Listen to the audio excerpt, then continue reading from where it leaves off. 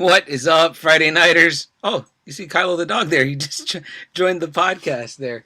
That's our pup Kylo there, unofficial mascot of Just Another Friday Night podcast. Welcome back, guys. I am CM Chuck. I am one of your two hosts of Just Another Friday Night. It is an extremely late edition of Just Another Friday Night, and it is a sadly solo edition of Just Another Friday Night.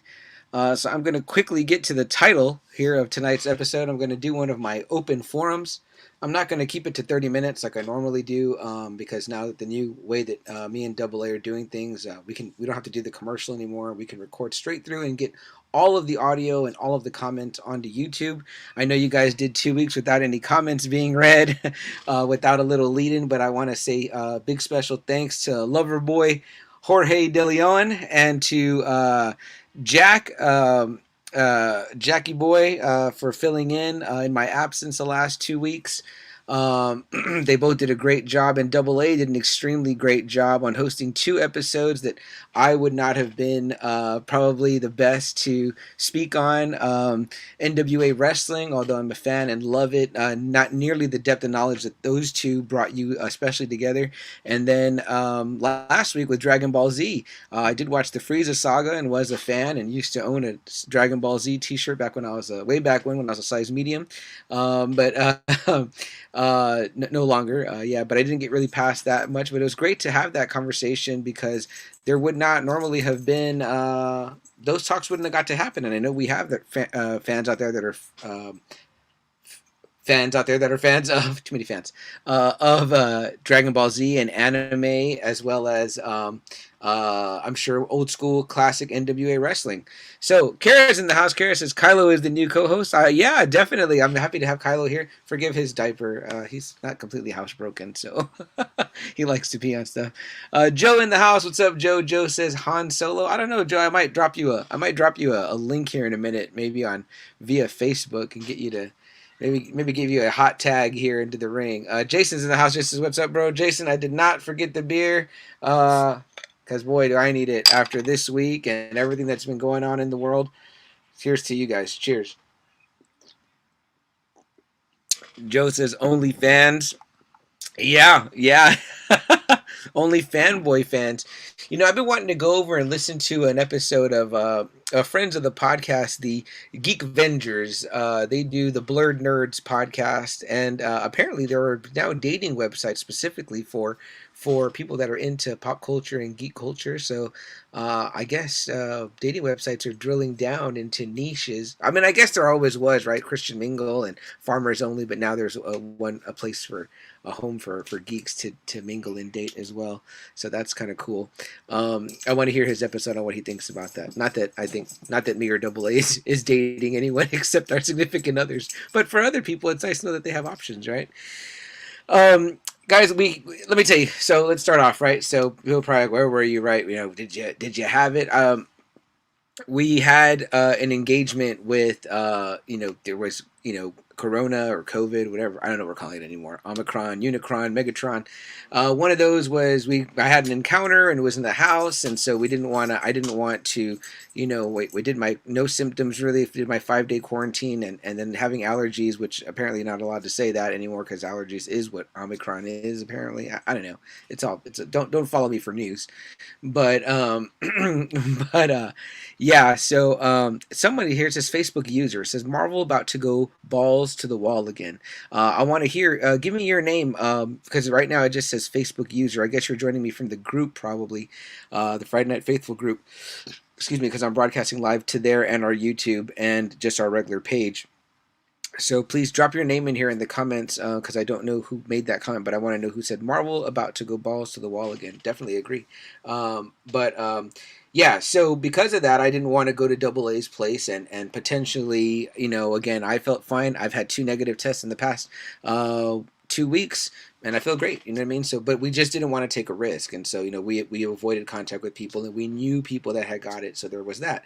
Well, then in this week, the flip happened, right, to Double A, and we had a big event planned tomorrow to be out at Rolling Oaks Mall at WrestleFest, and I still want to encourage people that are masked up and that are feeling, like they're okay to go, and they maybe want to get out of the house, go do something. Go over to Rolling Oaks Mall tomorrow for WrestleFest at Rolling Oaks Mall tomorrow, noon to 6. Please go support Oscar and his store and his event. He's with Wrestle Shop. We've already talked to Oscar. We really wanted to do this event together, me and Double A, but because we can't, because of the state, of what we've encountered, we don't want to do that. So we've asked Oscar if we could potentially move our slot to his next available time. He does a wrestling event there at the mall, and he said yes, he was okay with that. He understood our situation, so we were very gracious and thankful to Oscar. But we, Just Another Friday Night, will not be at WrestleFest tomorrow at Rolling Oaks as we had originally planned. So I want to give that announcement up front, and I will do a post in our Facebook page and our group and our Instagram and all the places that we are, so that way people know that we will not be at WrestleFest as we had planned. However, I do encourage you, if you're feeling up to it, to go out there and mask up and socially distance and enjoy the event in a great way. It sounds like it's going to be a lot of great wrestling, and we definitely want to do the next one. We hope it's really successful for Oscar and for the Wrestle Shop, and then we'll be at the next one because we've already paid for our spot, and so we definitely want to do that. We've gotten some great support from Mario Delgado and Authority Comics has come in to help us. We've got some new merch from Deuces Mercado that we want to show off out there, and we've got some great stickers from Justin Martin with our new QR code logo, where you'll be able to scan. I don't have a shirt done of it yet, but you'll be able to scan the center code of our stickers and go right directly to our new website, which is www.justanotherfridaynight.com, and that's where you hit our link tree, and from there you can get to our TikTok, to our YouTube channel, to our Spotify, to Anchor, to all the places we are, Instagram and Twitter and all that good stuff. And we want you to go like, follow, and share us at all of those places. But yes, this is like essentially our official cancellation announcement, sadly, because I really wanted, I had people volunteering to help. Joe from Now Watch This offered to come out and help me. My sister had offered to come out and help me, but I really want to work that event with Double A and use it as an opportunity to get our name out there, and we are going to have some cool stuff for you guys when that happens, and it just gives us more time to be better prepared, the best prepared we can be, and get that going, and we're really hoping next week me and Double A will be back in the studio together. It's Corey. Oh, Corey, welcome, brother. I appreciate you here watching, man. Yes, definitely Marvel about to go balls to the wall. Things are getting good. And then Double A says, "Hey CM, it's Double A. What's up, Double A? You both come in as Facebook user, but maybe because you're watching through the group. I don't know. Still trying to figure that out here with StreamYard that we use up here above my head to do it." To do this when I'm doing it. I know Double A was doing it guerrilla style. It was great though, man. It was like an independent film. So again, great job, Double A. So glad that you're here and watching, man. Please feel free to chime in and comment on any of the stuff I'm talking about, Double A, so that we could fill in the audience. But yeah. Double A says he's using his wife's Facebook, so that's why maybe it's coming in that way. I don't know why it says the Facebook user, but man, definitely appreciate you guys being here. So guys, the original plan was a couple weeks back was for me and Double A to talk about Hawkeye. We definitely wanted to talk. I really want to talk to him about Hawkeye, and I definitely want to hear what everyone thinks about Hawkeye. But we want to wait to have that conversation together so we can chop it up with you, the Friday Nighters, the Friday Night Faithful, and each other. Then the week after that, we were going to do Cobra Kai because we're both done with both of those. But again, we weren't together, and here we are in the third week, and we don't want this stuff to get stale. But we're hoping that we'll still be able to have a great conversation, maybe kind of mix it all up. We don't want to go in depth episode by episode, but we can go through and just talk about the highlights of each show that we really liked. I just rewatched Hawkeye in preparation that we were going to be together tonight and enjoyed it just as much the second time around. Sometimes even more so because you get to watch it all together. You're not having to wait the week to week. Sorry, you guys heard the dog's bell jingling. That's Kylo. Kylo Ren, our dog. Let's see. Joe says he's watching in the group, but Joe, I do see your name, so I don't know why that is. Joe says geeks only. Yeah, that had to be a good one. I don't know if that's the name of that website, but that'd be funny if that was the name. Joe also says missed an excellent SmackDown. Oh, okay. Well, give us the highlights, Joe. What happened? Is Roman Reigns still the champ, or is it Brock now? I haven't kept up, so I would need to get filled in Jason says, I gotta say, how about them Cowboys? Yeah, they're playing tomorrow. Oh, it looks like Kylo was stripped of his pamper. So I guess he can he's gonna try to be a good boy while he has it there. I know we're bad dog parents. Our dog shouldn't be in a pamper. He's old enough to be whatever. But Hawkeye was the shit. Opened up Kate to be a new Hawkeye. Definitely agree. That was the end of that. No, I mean, spoiler alert, guys. When we do talk about Hawkeye and Cobra Kai, we're gonna spoil them. But by the time we do talk about them, it's been out there, right? So it's plenty to say. So yeah, Jason said, "Let's go." How about them Cowboys? And then Joe is all excited. Yes, Cowboys. But I know that Jason means it. Sarcastically. Double A, obviously a Cowboys fan, very happy. He's hoping to beat the 49ers tomorrow. I haven't even looked at I had a terrible end of my fantasy season, so it was, I hadn't even had a chance to look at what the playoff picture is right now. So anybody that wants to fill me in, I know my Patriots are in, but I don't know. I just haven't been working a lot too, so that kind of sucks. It's good for the money, but it sucks to, you're at work all the time and you're thinking about your podcast and things like that. But yeah, guys, I called this one, is 2022 going to end up just being 2020 part 2? It's the sequel nobody wanted, guys. It sucks right now. I'd much rather be with my pod partner doing our podcast, our joint podcast together on podcast night, but sadly, because of circumstances, we're not able to do that. But yeah, guys, and again, I just want to remind you that we won't be at WrestleFest tomorrow, unfortunately, but WrestleFest will be going on. If you are in the Rolling Oaks Mall area or you want to go out there, you want to just see some great live wrestling, go out there, support Wrestle Shop and Auspice Shop, and go check out the live wrestling. In addition, what's going on tomorrow is Dale Ekman's card, comics, and collectibles show at the Shrine Auditorium. He's going to be out there. Our friend Alfred from Collectors Cove Core is going to be out there. He's been putting up some great books. He's going to be out there. I talked to Mario Delgado recently of Authority Comics. Like I said, he gave us some great swag that we're going to have for our wrestling show. When we do it, I won't show it right now. I'll show it when I'm with Double A again, so we can kind of talk about it a little bit. But it's comic books, I'll say that, and it's wrestling related, and it's really rad. And we want to do those probably as giveaways. Maybe like if Oscar does another 6-hour show like he's going to do tomorrow, we'll be there for the 6 hours, and we'll give one away every hour on the hour. If you come and show us that you've liked, subscribed, followed, shared to all of our social media, we'll get you an entry, or maybe for each social media that we see you follow, show me your phone, and we'll hit that, give you an entry to win one of those extremely cool comic books. Let's see. Joe says, talk Peacemaker. I just caught up recently. The first 3 episodes dropped on HBO Max. In case anybody doesn't know, the show based on played by John Cena, very wonderfully written and directed by James Gunn. Has anybody talked about James Gunn doing a Deadpool movie? Because I just feel like after watching Peacemaker, he would do wonderful with a Deadpool movie. So, does anybody else agree? I think we should have that conversation. Also, I want to give you guys my fantasy casting for Fantastic Four.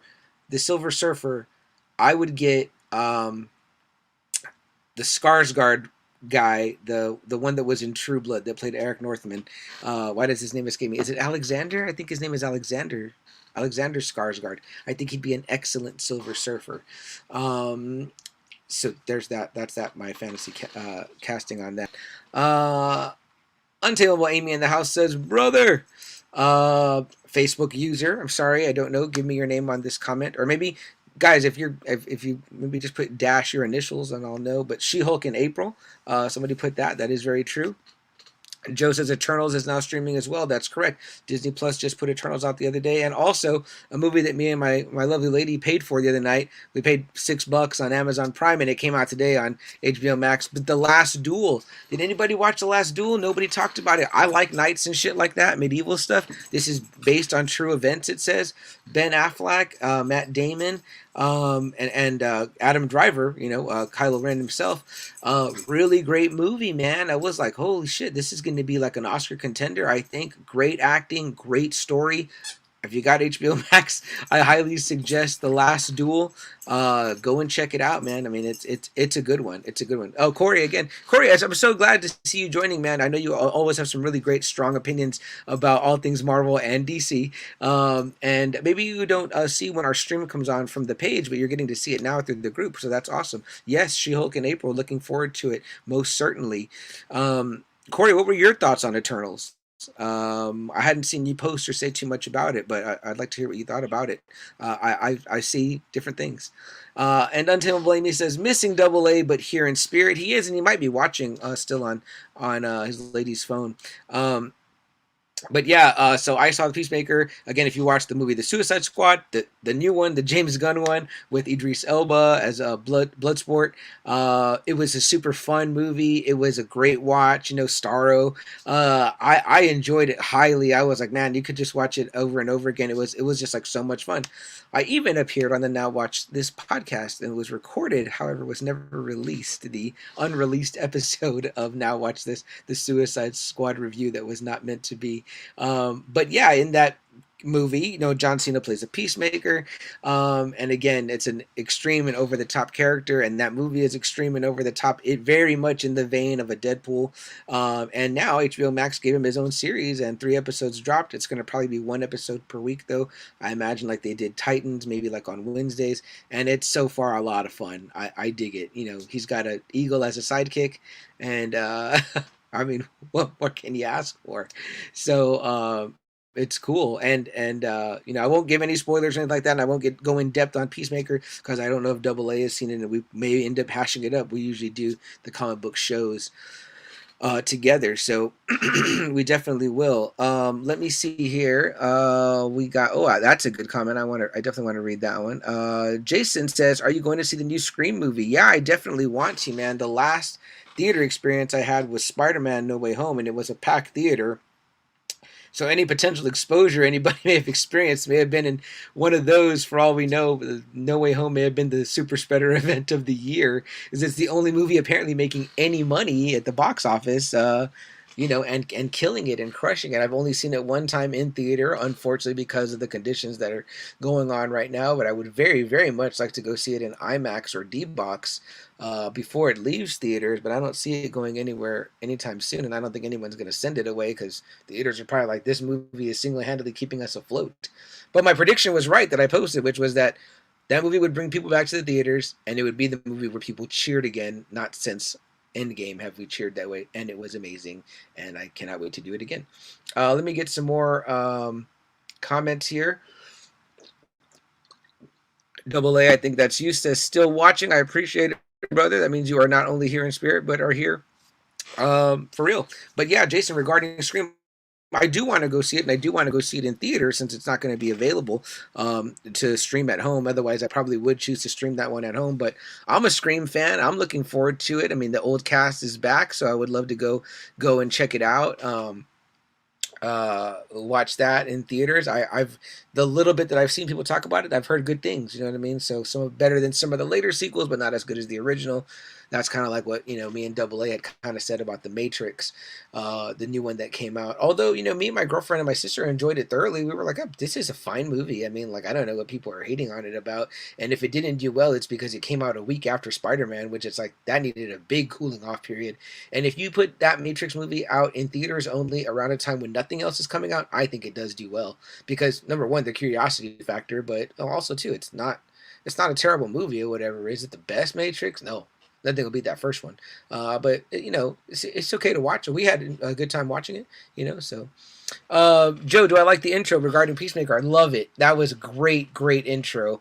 If you don't want to watch the Peacemaker, or maybe you're just a John Cena fan, I would suggest you just go watch the intro then, or it's probably on YouTube by now. But yeah, it's an outstanding intro, very fun, very well done. James Gunn, man, I'm telling you, I want someone to agree with me here. Would he not make a great Deadpool movie? I think that he would. I think he'd make a really, really great Deadpool movie. And also, I want to do another fantasy casting while I'm on here. If you watched the Daredevil show or you watched True Blood, Deborah Ann Wall, in Daredevil, she played Karen Page. She was fantastic. And in True Blood, I forget the name of the character that she played, but she was one of my favorite vampires in that show.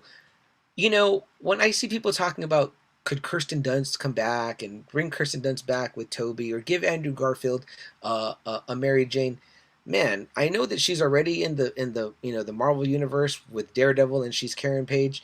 Um, a little bit wasted there, I think. And I know they've brought back some people from the Daredevil universe, but I don't feel like we're going to get everybody back. But we might just get a few people. I think that's kind of how they're going to approach that. They're going to just bring the really like maybe key players. Obviously, spoilers. We got Kingpin, and obviously, spoilers. We got uh, um, Matt Murdock. We have not seen Daredevil yet, but we did get Matt Murdock, and we did get Wilson Fisk. But Deborah Ann Wall would be a fantastic Mary Jane Watson. She has the look. Her eyes are blue, not green. But I mean, like, man, her.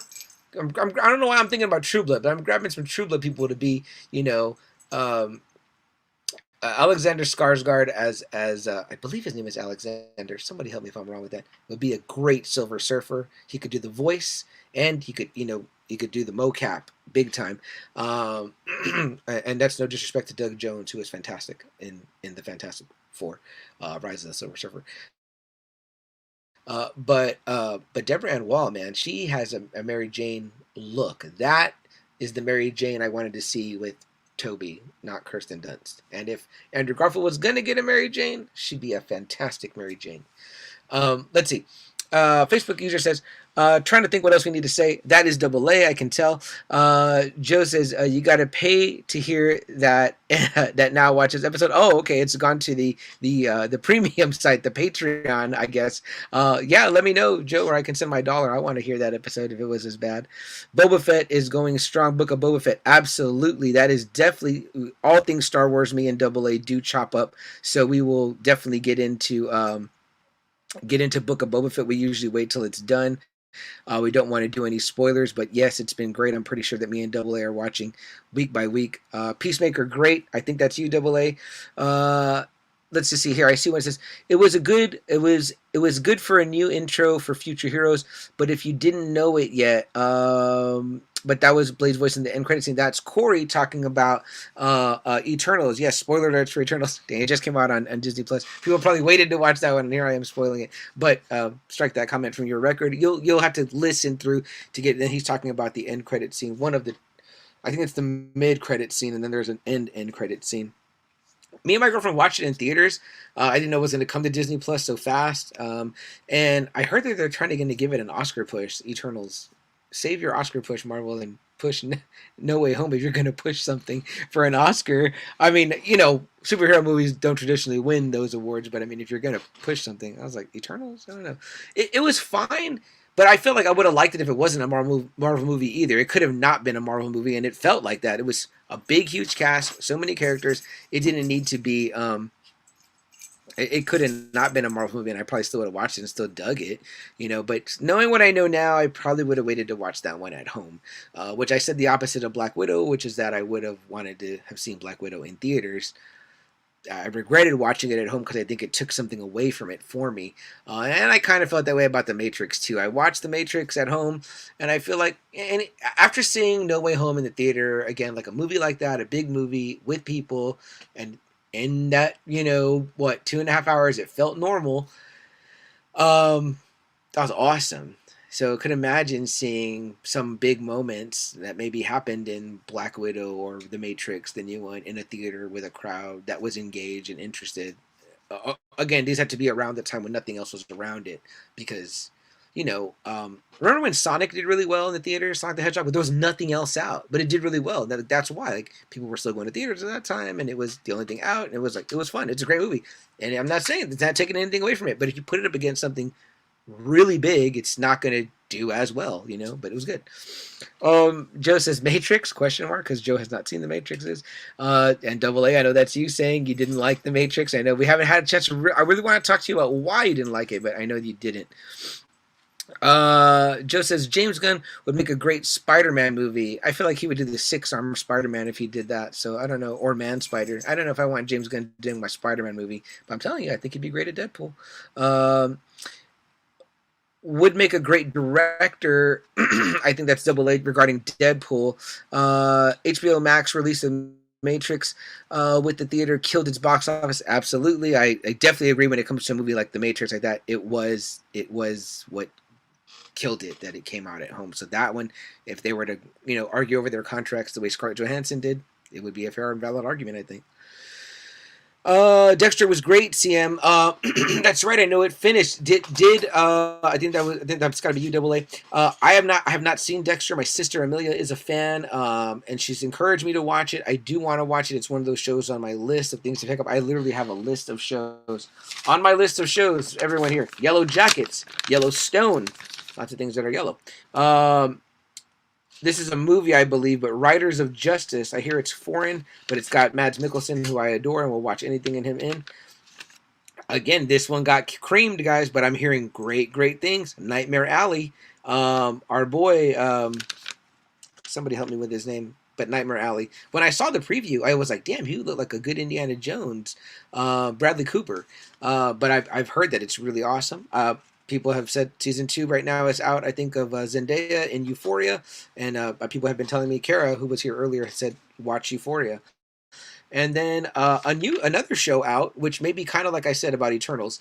If it wasn't a Marvel movie, I still would have probably been interested, but maybe it shouldn't have been a Marvel movie and would have been just as good. But of course, it's Marvel characters. But someone has been saying, I've been hearing things about, this might have been, I heard it on Kevin Smith's podcast, but Station 11, which apparently is about a person that uses comic books to keep themselves alive or survive in a world where a virus pandemic has created a dystopian type world. So that might be hitting kind of close to home. But sounds interesting to me. So Station 11, that's one I want to check out. I think Station 11 is on Netflix. And I'm not sure where Riders of Justice is at. Nightmare Alley, I think, is only in theaters. You can't stream yet. Euphoria, HBO Max. And I believe Yellowstone and Yellow Jackets, I think, are both on Peacock. Somebody help me. But yeah, Dexter, man, I would definitely check it out. Did the new end make up for the old end? I heard the old end got a lot of criticism. Even my sister said, she's like, man, I hated that ending, and I think she was excited for the new one. Joe says, now we need Emma back as Spider-Gwen. That'd be rad. I'm into seeing that. That'd be cool. Emma Stone was great. My favorite love interest, that might be Double A. We've had that conversation. I agree with that. That's my favorite love story so far of all the Spider-Mans. Theirs. Someone says going to watch Eternals right now. Maybe that was Corey. Was it Corey? And someone else says Eternals was a really good movie. I'm not sure. Those comments are coming in without the name, but that's great. Sony pushing No Way Home, absolutely, as they should. Someone says here, love the Celestials. Finally got to see them introduced. That might be UAA. And then the Kurgan was the main villain of this last season of Dexter. CM. Oh, so that's definitely AA telling me that. And who played the Kurgan was his name's escaping me, but he was also Lex Luthor in the animated series. Clancy Brown. Great actor, great voice actor, and a lot of great face. Obviously, also Byron Hadley from The Shawshank Redemption, one of my all-time favorite movies. Okay, Corey here says, you have to remember that Marvel is starting over with backstories. Big battle with Thanos ended original OG Avengers, right? Now we have to start over again for the Young Avengers, Dark Avengers, Mutants, and Secret Wars. Absolutely, man, absolutely. And I get you. I know that you're big on talking about how Marvel does the story building and all that. So maybe the Eternals is just kind of meant to build into other stuff. Obviously, I'm aware of the Black Knight, but I was never like the biggest proponent for the Black Knight. But hey, Marvel has turned water into wine before. I was never a Guardians of the Galaxy fan, and now here I am. I own, Awesome Mixtape Volume 1 on cassette. So it did improve the Dexter ending. Great. I'm glad to hear that. Man, it's so sad, right, that we couldn't get maybe that closure for Sopranos. And I'm going to bring something up, some questions I had kind of written for the end. Actually, I ripped them off from Kevin Smith's podcast, but I thought they were interesting to talk about the Friday Night Faithful, but it's in the vein of if you could redo it. And it looks like Dexter went back and was like, man, people weren't satisfied with this ending. The guy is still young. I don't know why they were stopping anyway. And then here they came back and apparently did a better job. So that's great. Um, Someone says yes. I think for Yellowstone, but I haven't watched. That might be UAA that is on Peacock. I just keep hearing so many good things. If I've seen they have T-shirts like at Walmart already, so I'm like, okay, it must be popular. Like I want to check it out. Corey, thank you, Corey, for putting your name in the front. I appreciate that on the comments. Heard that we got MODOK coming in next. Ant-Man Wasp movie, Gore the God Butcher, and Thor: Love and Thunder. Yes, I've heard that as well. Corey, did you watch MODOK on Hulu with Patton Oswalt as the voice of MODOK? Lots of AIM soldiers. There's really a fun take. I thought it was funny. I like when they do animated stuff like that. Not serious. It's not serious. It's not like what if I don't, and I'm guessing it's not canon because they're saying they're going to get someone else to voice MODOK, and obviously Patton Oswalt did other voice duties as Pip in Eternals, but man, what the heck? Let him be MODOK too. He was a pretty funny MODOK, and he would kind of keep that canon. And I loved Hitmonkey. Did you watch Hitmonkey also on Hulu? Very, very fun. Again, maybe James Gunn would do a good live action Hitmonkey movie. I would pay to see that for sure. Corey says, no, I saw Eternals as soon as it dropped on Disney Plus. Okay, cool. Okay, awesome. And then maybe this is Double A says, okay, if people go on your live, you can't see our names. But if on the Just Another Friday Night Live, you can see our names. Okay, I didn't want to have both open because then you'll be hearing me, but that's good to know. But see, I don't know where people are joining the live from. I don't know. Well, it says Facebook user, but it's weird. I don't know. I like how Corey's doing it here. Type your name and then type your comment. And that helps me out a little bit. But great comments, guys. It's great to see that you guys are here joining in. I saw we got a little crowd last week during the Dragon Ball episode for those people. And we had a lot of great comments. Double A, I know that the situation you were in, you couldn't view them both while you were streaming. I know how it looks sometimes when you're not using this format that we use. If you're just streaming directly from Facebook Live, it's like you turn your thing sideways and then like the comments just vanish, so you're just seeing yourself, so it's a real bummer. You kind of got to keep tapping the screen to see the comments, whatever. So this format that we use is much easier where you can see them on the side there. So now I see Christina's name and it says, but it's you, Double A, and it says they are Facebook users, CM. Okay, but it makes me wonder, are they in our group? I'm only casting to 3 places right now on our Facebook page, on our group, and then on our YouTube. So, and I've seen before, you've seen it with me, Double A, when they're using YouTube, it says YouTube user.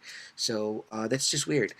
Corey says, gonna get hate, but this Spider-Man didn't impress me. Felt DC-ish, too emo with Andrew Garfield. Whoa, bold. But you know what? You're not the first one I've heard have some complaints about it. You know what I mean? So nothing is perfect. Nothing pleases everybody. Again, I thought it was Marvel working their magic. Me and Double A absolutely loved it. I have nothing negative to say about it. Again, I cannot wait to see it again.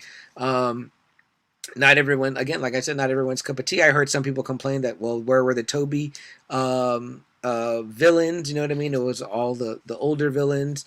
And I did hear that they had another direction planned if they couldn't get Toby and Andrew Garfield back. But hey, I think it turned out okay. I think even Joe from Now Watch This, Joe, you're here. He says, I'm back on the Just Another Friday Night Live. Okay. Where were you before? Were you looking at it through the group? That's weird. I don't know.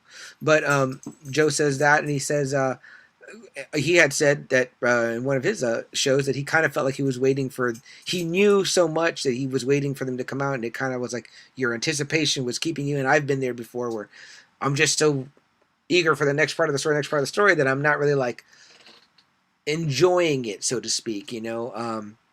It's happened to me in Star Wars movies where I know there's going to be a big lightsaber duel at the end, so I'm just like, come on, let's get to that or whatever in my mind. So then I have to go watch a repeat viewings to truly enjoy it. So yeah, Joe said back on Just Another Friday Night Live. Good, Joe, appreciate you being here. Corey says, but how are they going to intro Venom to Spidey? Great question, man. But if anybody can do it, it's them. I mean, do you keep, the Tom Hardy Venom in the Garfield universe, when Morbius is going to come out, things like that? You keep those guys all together? And do you give us they leave some symbiote behind, right? In No Way Home. Do you bring in a new guy to be Venom here? You know what I mean? If you want Eddie Brock to look like comic book Eddie Brock, cast John Cena, because he's looking freaking huge in Peacemaker. I was like, holy shit, you know what I mean? That's like the Jack John Cena right there. Yeah, but great question, man. I'm not really sure how they do it, but those guys are magicians. They can do whatever. Joe says, I was the one who told you about the names. Oh, okay. So that was weird. So tell me how you were doing that, Joe, because whatever you were doing then, I couldn't see your name when you were doing it. So, but that's weird. I don't know. Maybe I shouldn't broadcast to the group anymore. But I like that Corey joined. Corey, go like our Facebook page if you haven't. Then you'll get our notifications when we go live, and you can join the conversations again. Man, we like that. Joe says, No Way Home was better the second time. Some things are like that, right? I like sometimes when leftovers sit in the fridge overnight because they suck up all the juice and the marinades, and then you're like, damn, when I reheated this, it was even better than when I cooked it the first time around. Corey says, yeah, they had some other endings intended, even having Venom fight in, but they felt it would have been too much at once. Yeah, it was definitely a lot to take in, for sure. And I totally grasped Joe's feeling of, like, kind of the anticipation. So you're trying to enjoy it, but your mouth is, like, literally wet with, like, fuck, what's going to happen next? You know? So that's tough.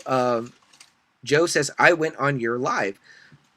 Okay, so I guess the live on the Facebook group. I don't know. It's weird. It just shows me 3 things on broadcast. I don't know. I'm not gonna do it this way next time. I'm just gonna do YouTube and then the Facebook page because I don't want to lose the new people that come in. I don't know. We'll fucking figure it out, right, guys? I don't know. Type your name in. I like that.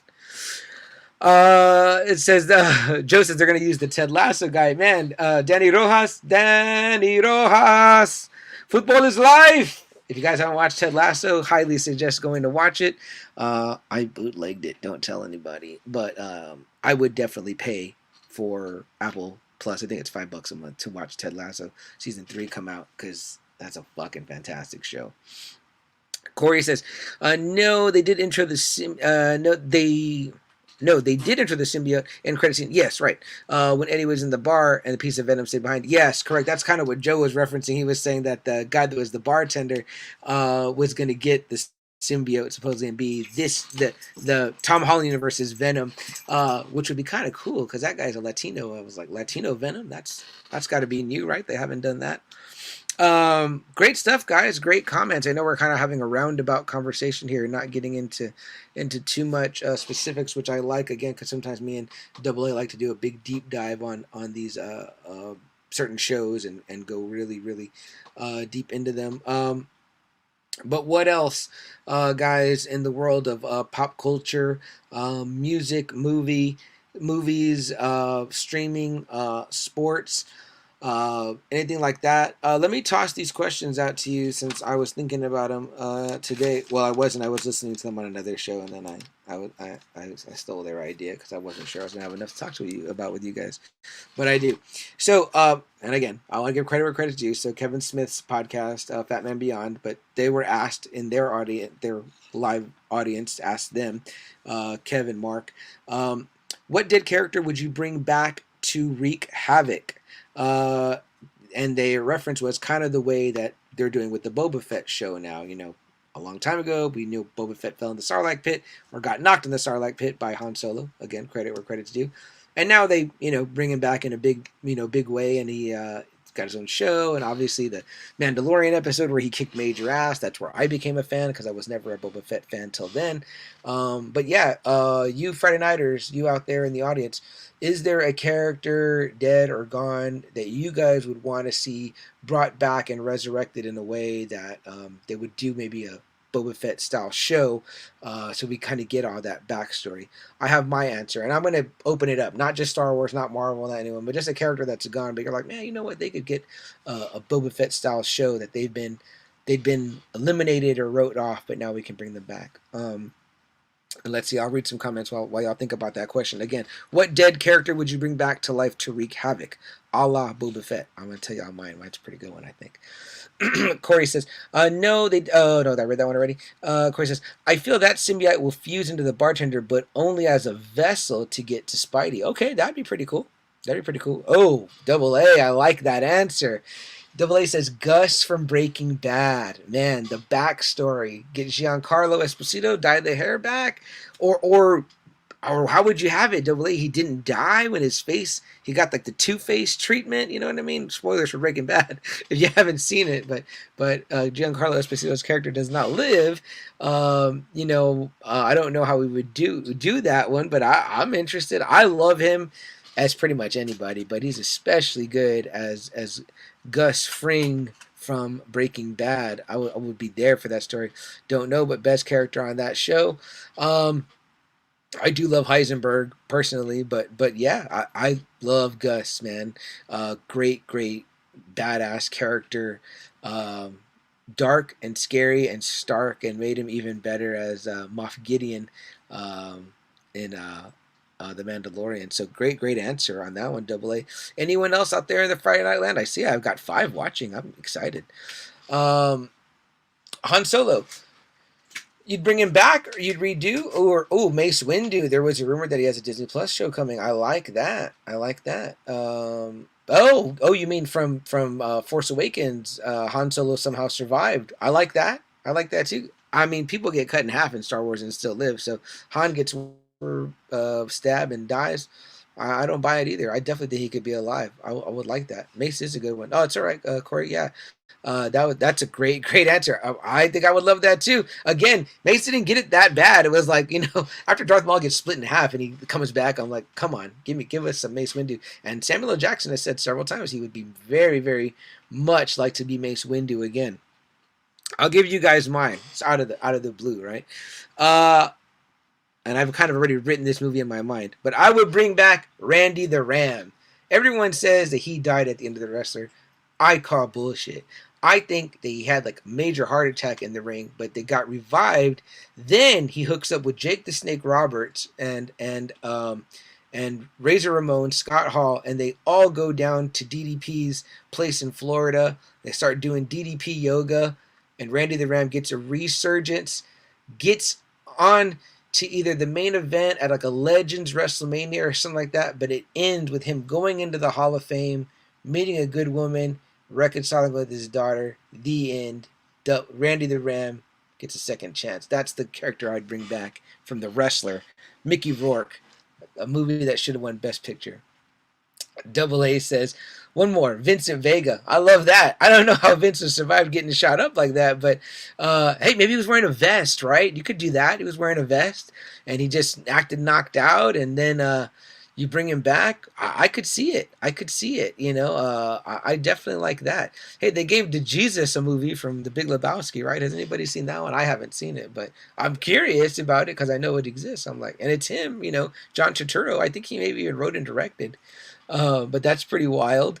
And who else is a character like that you're like, oh man? Well, I think I just saw it during the holidays. There's a Christmas movie too. I didn't know about that.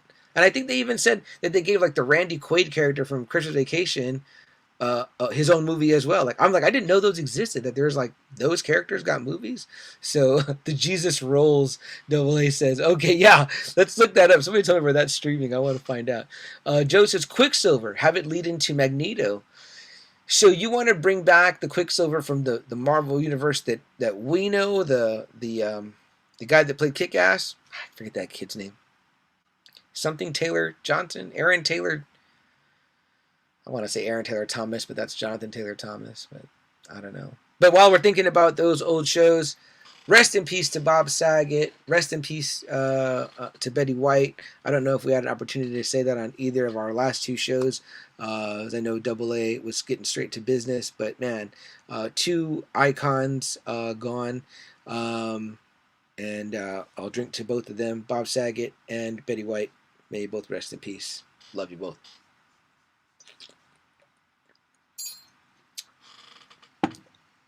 Double A says Ralph Boner.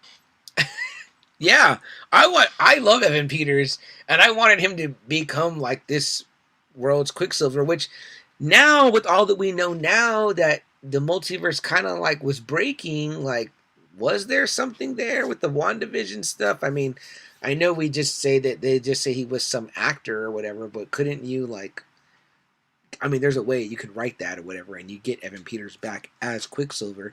He had the powers, you know what I mean? Like, was all of that? I mean, it was Agatha all along, as she said, but was it really? I don't know.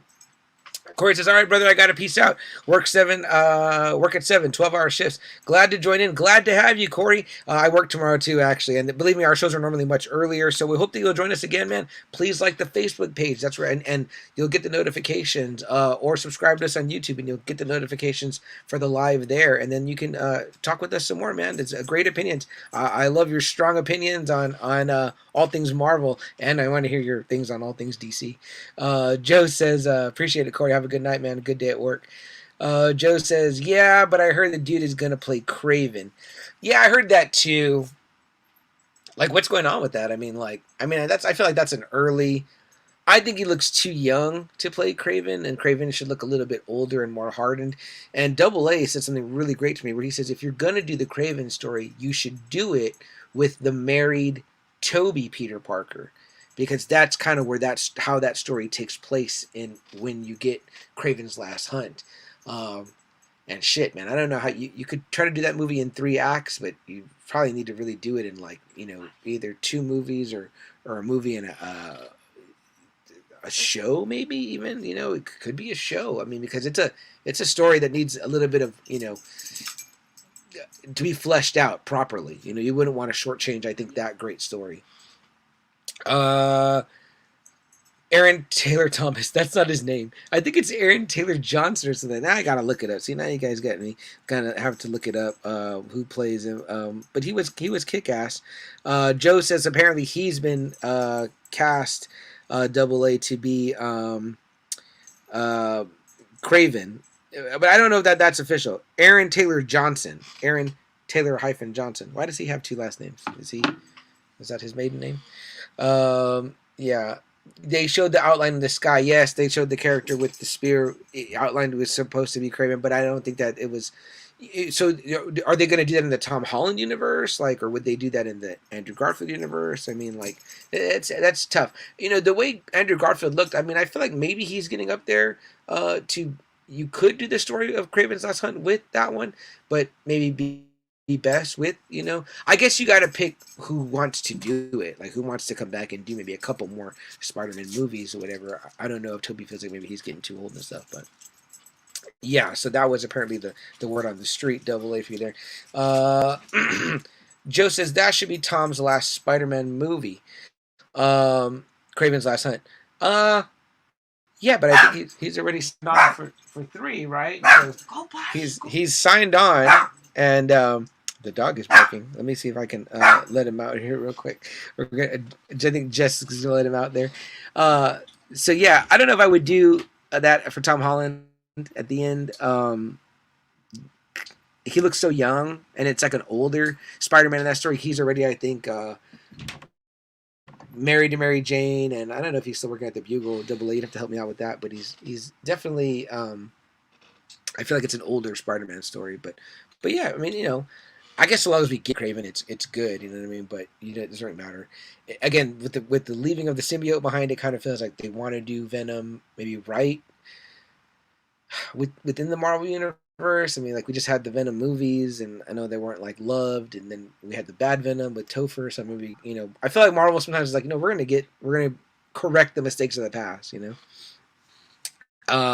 So let's see here. Joe says, I was thinking Jonathan Taylor Thomas. Yeah, because I said that too. I fucked it up and was like, isn't it Aaron Taylor Thomas? Yeah, that's when I went into my whole Bob Saget, Betty White memorial there. Double A says, yeah, still at the Bugle, definitely married. Okay, so yeah. I don't know that I can see that Tom Holland Spider-Man married, you know what I mean? He just looks too young. So I feel like, I feel like we can get a lot more youthful Spider-Man movies out of him. I say you do the next 3 with him if he signed off for 3. Spectacular Spider-Man. There's still characters out there. Like I said, they could redo, they could bring back Venom and the symbiote. They talked about Ned being, Hobgoblin. Ned Leeds was Hobgoblin. One of the Hobgoblins in the story. So that could potentially be something that happens as well. Joe saying that's what he's saying. His last Spider-Man movie, yeah. The story's so fat though. You feel like it would fit in one movie. I don't know. I know you don't want to do 3 movies with one villain because it's the trend is you switch every time, right? You switch villains every movie. But But what about giving Tom Holland a Goblin? I mean, like I think that there's space for that too. He deserves his own Green Goblin. So that's what I mean. Hobgoblin. You get Ned there. You know what I mean? That villain turn. Uh, yeah, CAA says no, not Tom Holland. He wouldn't do it with that version. Joe also says, I heard Craven is going to be the villain solo like Morbius. That's interesting. It's interesting to approach it from that angle. I mean, I see they're doing that more with like the villain. The villain gets his solo film or whatever. But see, I think kind of what maybe people didn't like, the people that did not like Venom, is that it's like you put Venom against like this red symbiote because it's you make Venom the hero, anti-hero. His villain is the another red symbiote. Okay, then in Let There Be Carnage is like you bring Carnage, another red symbiote. It's like, okay, part of what made Venom so interesting and dynamic in his time was his relationship with Spider-Man. You strip that out of the story, that's why it wasn't as good. And I know those movies made a shit ton of money and they did well, and obviously what I mean. But how much better would it have been? You cast Tom Hardy and you have Eddie Brock introduced in like the first movie, and then he comes out again in the second movie, and then by the third movie, we have Venom now. You know what I mean? Like, okay, now we're going somewhere. So you do a Craven movie, you build a movie around Craven. I don't know how that goes. It's unless it's just the introduction of him as this hunter and all that or whatever. But you've got to have somewhere where they cross paths or he encounters it to. You've got to bait that hook so that way you bring this audience in. Like, okay, why am I interested in this guy, this hunter or whatever, that he's after big game or whatever? You know what I mean? Is this the old Michael Douglas movie about the lion that was loose in the village one time? Somebody help me with that one. But yeah, so I don't know. I don't know if a solo Craven movie is the way to go. Double A, if you're still out there, what do you think, bud? Oh, and he says right there, no, not for Craven. Joe also says, yeah, I'm saying if it's Tom Holland, it can't be the next one. He needs some time. Yeah, I don't just see that guy aging up and looking really rugged. Tom Holland to me is like an Elijah Wood or like a Daniel Radcliffe that's never going to age up enough to look like an elder, statesman of film. You know what I mean? Like, Toby had that look already, and I would even say Andy Garfield had that look too. From what we saw in No Way Home, that they could be an older Peter Parker. Double A says Eddie needs to be a supervillain, not Lethal Protector, for his intro of a new Spider-Man movie. Yeah, agree. I definitely think so. Jason's heading out for the night. Jason says good night, bro. Good night, Jason. Have a great weekend, brother, and thank you for keeping up with me and reminding me to bring the beer. And that we'll see you hopefully next Friday. Me and Double A, same. Just Another Friday Night time, same Just Another Friday Night channel. Hopefully in the Pod Lab doing our thing. As we are so used to and fond of doing and are missing right now for the third week in a row. Joe says, so Tom is the next Frodo. I mean, I know that he's had some serious roles, and I haven't seen Cherry, and I haven't seen the one that Lucky often tells you to watch, Joe, that's on Netflix. Damn, I can't remember the name of it either. And I started to watch it, but I didn't get to finish. But yeah, I don't know. I feel like because he looks so youthful, and we can get some more youthful Spider-Man stories out of him, like you could keep Tom Holland the way he looks in, like, we could do like, is he even a senior? Like, well, where's he? Well, he got his GED right by the end of No Way Home, so I guess we're going into the college years, right? I mean, like, I don't know. They just changed that so much. I think they're taking this Spider-Man to the Secret Wars and all that. So there's going to be that aspect.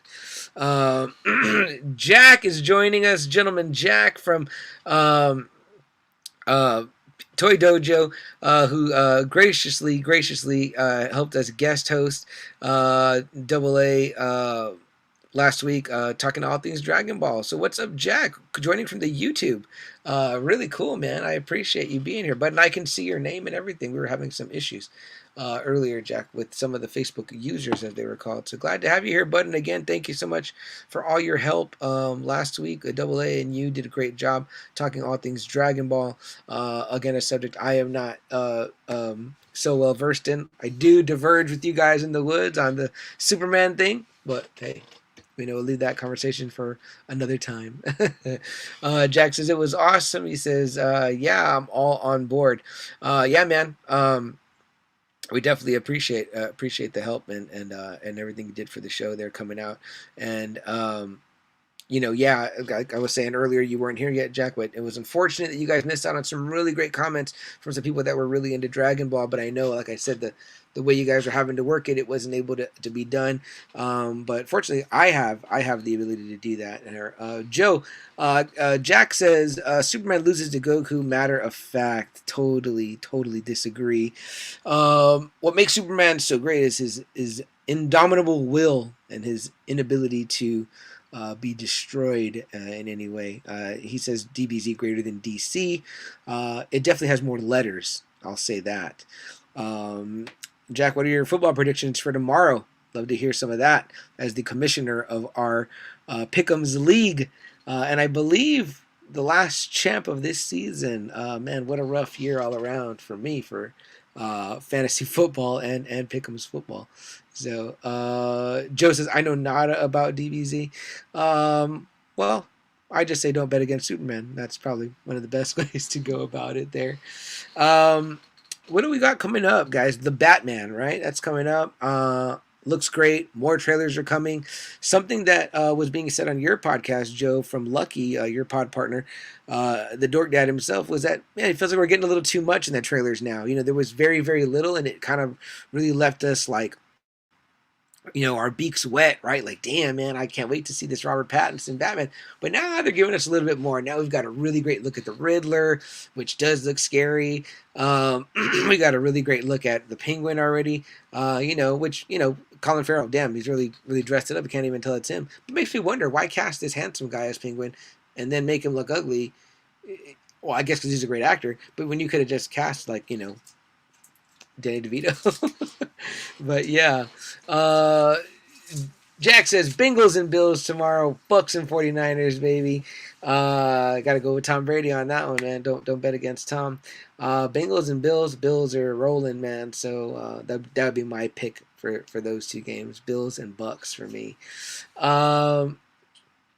Double A says, did you enjoy? Well, I can see that you're coming in on Chris's profile, Double A, so I know it's you. He says, did I enjoy the Batman Beyond episodes? I did.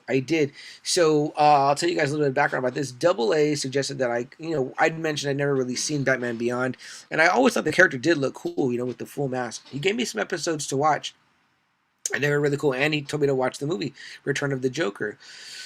So I wanted to talk to you about this, Double A, because I did get into them. The episodes were cool, and the Terry McGinnis character reminded me a lot of Dick Grayson. I was like, oh, okay, this could have easily been a Nightwing story, is what they could have done with that. But I guess people want the Batman name, right? So you've got, Batman's Batman. So you want to call him Batman or whatever. And I was all for him because he reminded me so much of Dick Grayson until I got to the movie.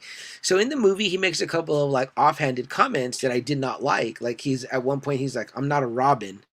And I'm like, yeah, you kind of are. You know what I mean? Because Bruce is still the tech and the one that's showing you the way. It's like, you're not Batman without him, which is they're not Robin without him. You know what I mean? Now, mind you, this is why I like Nightwing so much, is because I feel like he elevated himself to the level of Batman and then actually went Batman Beyond because he's better at it than him, but he's Nightwing. But I felt as though he used it as a slur that he wasn't a Robin. I didn't like that about when the Terry McGinnis character said that. And then he gets kind of cocky and like a little bit bitchy in the Joker movie, where he's like, oh, he gets in a pissing contest with Bruce, and he's like, oh, well, fuck it, I won't be Batman no more. Then here's your suit, and it's like, okay, that's very superhero like, you know what I mean? So I didn't like that aspect of it, and I also didn't like that there wasn't respect to the Robin, which he kind of redeems himself by the end of that movie, the Joker movie. But otherwise, yeah, big time. He reminds me of Nightwing, and and I would have much rather seen maybe a Robin Beyond show, or just call it Nightwing, and I think it could have been the same thing. I feel as though that story is almost built on the back of the ideal of the Nightwing character, but there's not the name recognition and the suit recognition of a bat and bat ears and calling him Batman. But otherwise, I did like it. You know what I mean? So, yeah. Corey's back. Oh no, Corey! I can see you must have liked the page because I can see your name now. So maybe it's people that are on the Facebook group but don't yet like the page. I think I'm making the connection on how you don't see the name. So that's neat. Um, and he says, Corey, all right, brother, just got back to tell you, now sub to your YouTube channel and following your TikTok. Catch you later. Cool, catch you later, Corey. Yeah, and I can see your name now. Great, and your picture there, so that's cool. Before it was coming in kind of like a generic, it said Facebook user. So I dig it. I dig it. Let's see. What else? Jack says, of course you're picking the Bills. You're a Bills fan at heart. Way back in the day, this is not uncommon knowledge, but yes, that was my first football team, the Buffalo Bills. The Jim Kelly, the second greatest quarterback of all time, next to Tom Brady. I stand by that. Number 3, Joe Montana. Double A says, interesting on my thoughts on that. Yeah, I took that away from the movie. I needed more time with Terry to see that. And again, there was even a level, I thought, of disrespect on the Tim Drake character, who I didn't know was voiced by the guy that was the Quantum Leap, the other guy, and he passed away. Dean something or other. But yeah, sad. And I hear Quantum Leap's getting a reboot too, if you're a Quantum Leap fan. But what about the Tim parts though, CM? Those were great. I thought that was cool. And that was a really, you were absolutely right, a really fucked up Joker move, right? I was like, damn, man, this guy got one more in the bag. Like, look at him right here. And he had Bruce scared, and he had him fucked up, and I was like, dude, Joker's getting things done, man.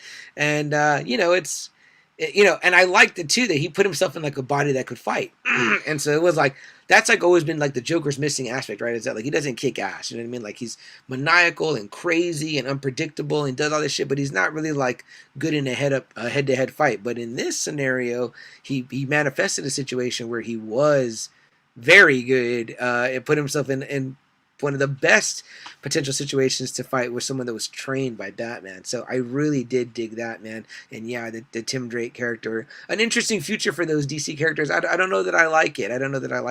And I also don't know that I agree with you, Double A, that I don't know if I like the idea of Terry being a Bruce clone, because again, it adds one more layer. Dean Stockwell, yes, rest in peace, Dean Stockwell. Thank you for that, Double A. Again, it puts it. You're totally right, Double A, when you said that Terry shouldn't be a Bruce Wayne clone, as they reveal in that episode of Justice League Unlimited. Thank you, Joe, for that. Because it just shows one more layer of arrogance of Batman, where it's like, even though you trained these kids that are supposed to be like your kids, you raise them like your own, you put them in the line of danger against the craziest sons of bitches on the fucking planet, the Joker, the Penguin, the Riddler, but they're still not good enough that you have to clone yourself. You've risked their lives. It's in vain. It's a shitty move. Batman is a shitty dad. I don't know if he's as shitty as a dad as Goku, but he's not a good role model. That's fucked up. That's so arrogant. That's so... If I was Nightwing, I'd be like, you know what? Fuck you, Batman. So that's my thoughts on that. Joe says what he meant, he was not a sidekick. Well, he was not a sidekick, Joe, because Batman was too old. He was just like, I need you to go fight my war for me because I'm too old to fight it. And even although I'm waning in health and gonna die, I still don't want to give it up. Like, he's worse than the Punisher.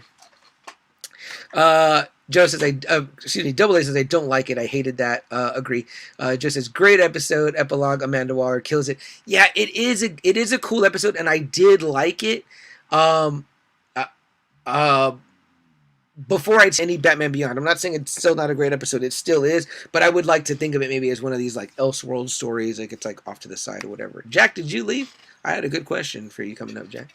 But interesting on that, yeah, for sure. And it's a good solid episode, like unto itself, Joe, which is how I watched it. That's what I watched first. That would probably been my first exposure to Terry McGinnis. Double A says Riddler's costume sucks ass. Told Rizzo. The new one, the Zodiac Killer. I mean, I guess they got to give it the vibe of the real. I mean, I don't know if question mark suit's gonna work out in a realistic setting.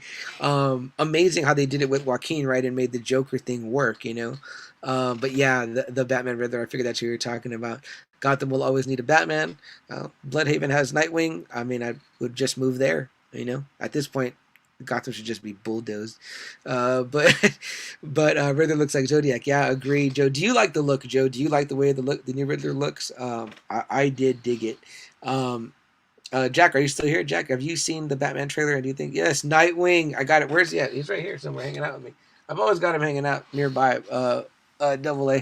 For our visual watchers, you can check out my courtesy of Lucky the Dork Dad. I got my Nightwing Red Hood 2-pack there. If you're just listening, you can go check out the video on. Well, if you're watching us on Spotify, you can watch us now too. So you'll see this on Spotify, and you can see us on YouTube as well. So you can get the visual. Joe says Jim Carrey rocked the question marks. Definitely, man. Definitely, Jim Carrey, man.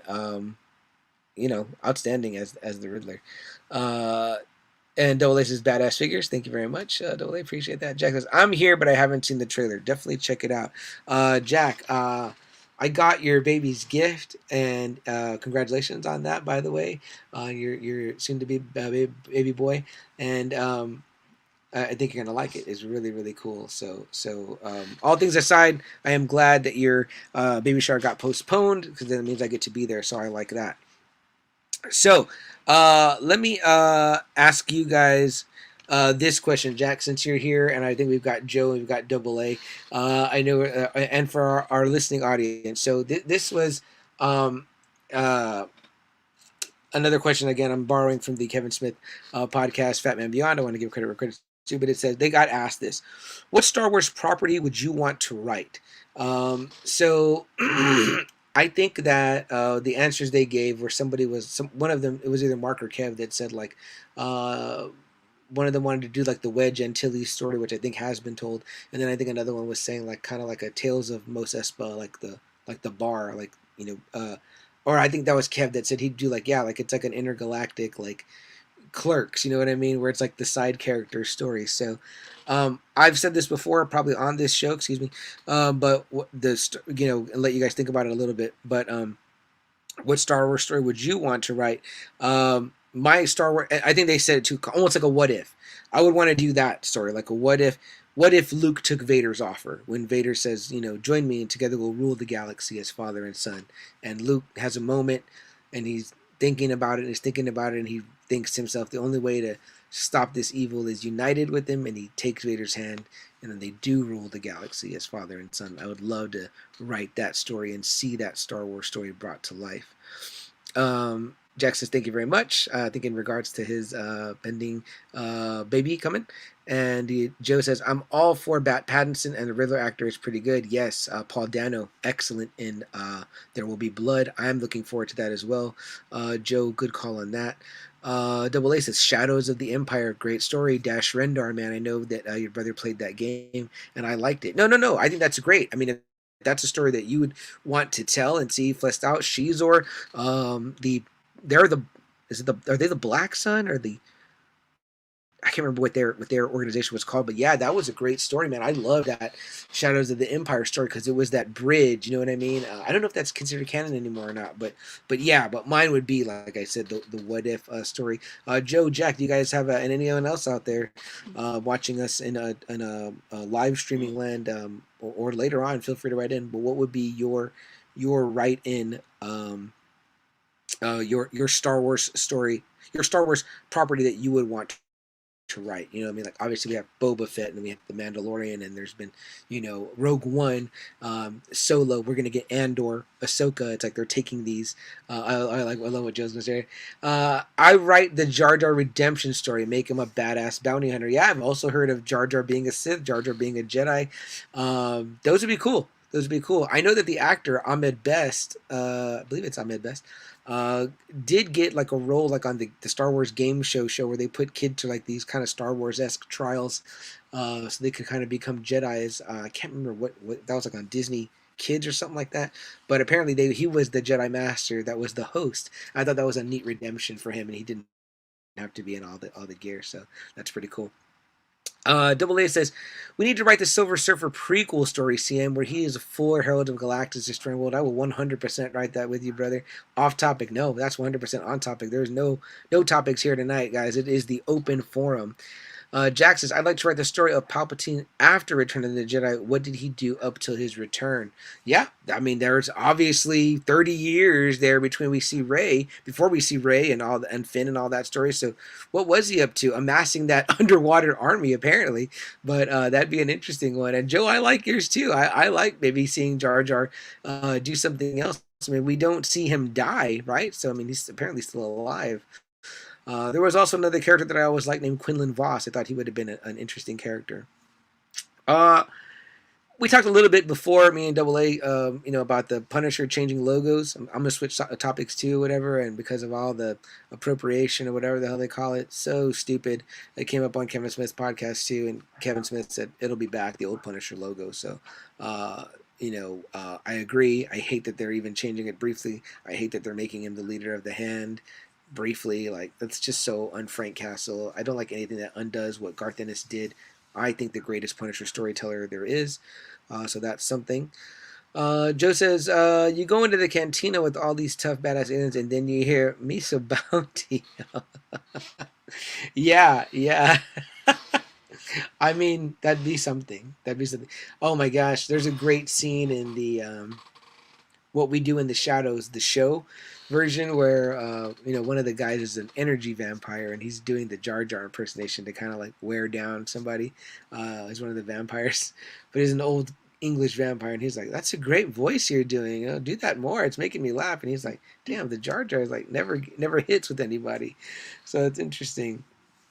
I don't know, guys. What else is it that you guys feel like talking about tonight here? I mean, like I said, I know we're at an hour already. Can cut it any time. Is anybody going to go out to the Dale Ekman's show tomorrow and go check it out?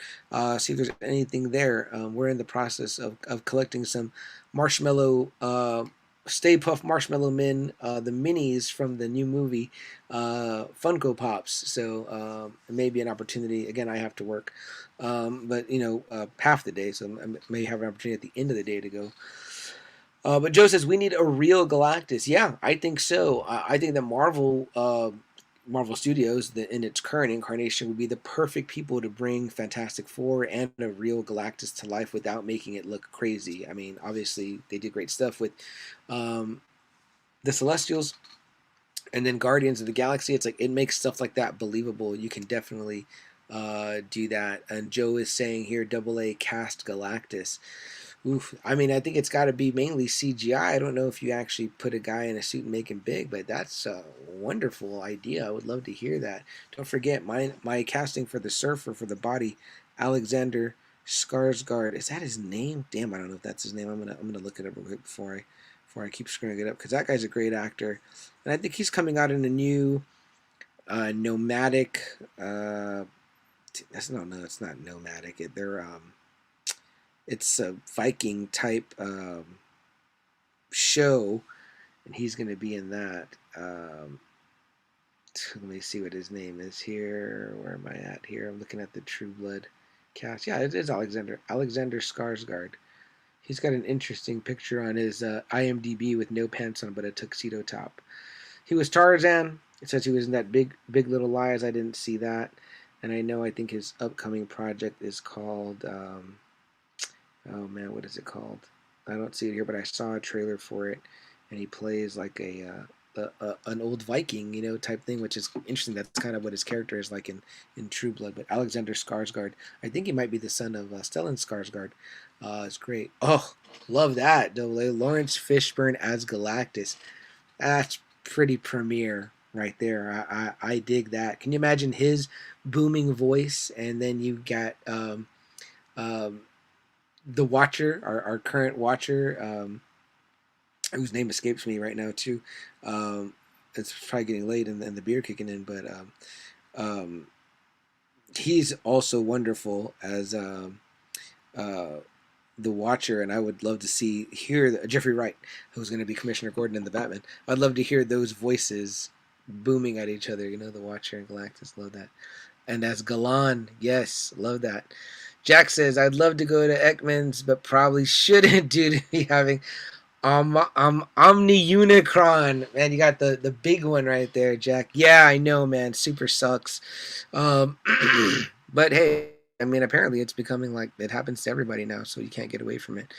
Um, Joe says, me and Luck were talking about Robbie from Cobra Kai as a Nightwing Robin. Again, I know you sent me a picture earlier, Joe, of a young man, potential Nightwing. I think that's going too young. Like, I think that part of what makes Nightwing interesting and what I like about the Brendan Thwaites guy that's doing it in the Titans show is that he looks a little bit more mature, like a man or whatever, because that's supposed to be, when you get Nightwing into Nightwing, he shouldn't look Robinish. He should look like a manish already. Um, so those guys are a little too young. Robbie's a little too young. The kid that you showed a little too young.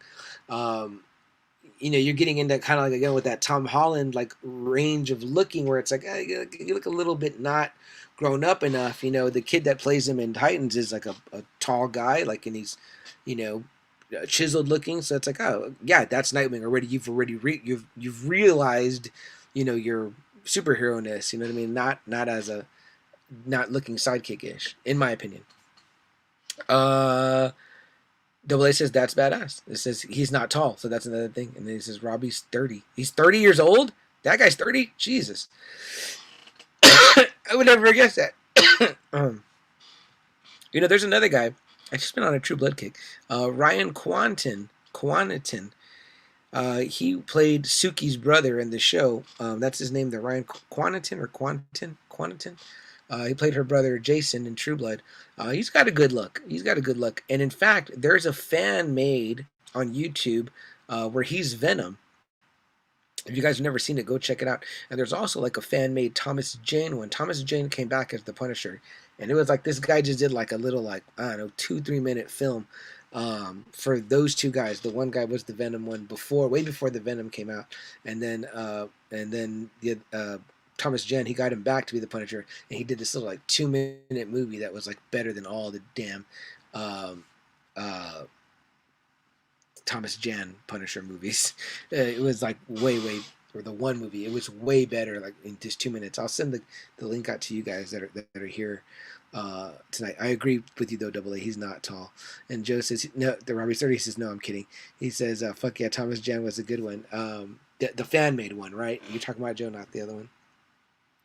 Jack says Cobra Kai Robbie is 23. Yeah, I do think that those group of kids though in those shows are fantastic, and they're wonderful. They're going to be wonderful in so much stuff while they're still young. If they jump into stuff, what were we trying to cast a while back, Double A? And we were like, man, we don't know the name of any youthful people, but it needs to be like a younger group, and we couldn't think of like who was young right now. And I was like, damn, we should just thought about them as a whole. You guys that are here live still, I think that we're all caught up on Cobra Kai. Me and Double A definitely want to dive into it. It was fantastic. Loved it. Loved season 4. I'm pretty sure we all cannot wait for season 5. That show has not slowed down. I've been super impressed with how they've managed to keep it fresh and going. Although, Joe, I do know you had a little bit of a particular opinion on it. I don't know if you care to reshare what you think that opinion is, or what your opinion was, and then we can talk about what we think about that particular opinion. Joe says yes. The laundromat, right, for the Punisher. Yes, that's the one. Yeah, it was very, very good. Double A says Masters of the Universe. I think that's right. Yeah, we were like, man, we got to think of some younger people, like who would be good. Which Mary Mauser, who plays LaRusso's daughter, she could be Attila, right? I mean, I could see it. You know what I mean? Like if we're going to cast them younger, you know what I mean? Like I think so. Joe says, dude, they got Kenny from Miles. Yeah, I don't know. I think it's too premature on that.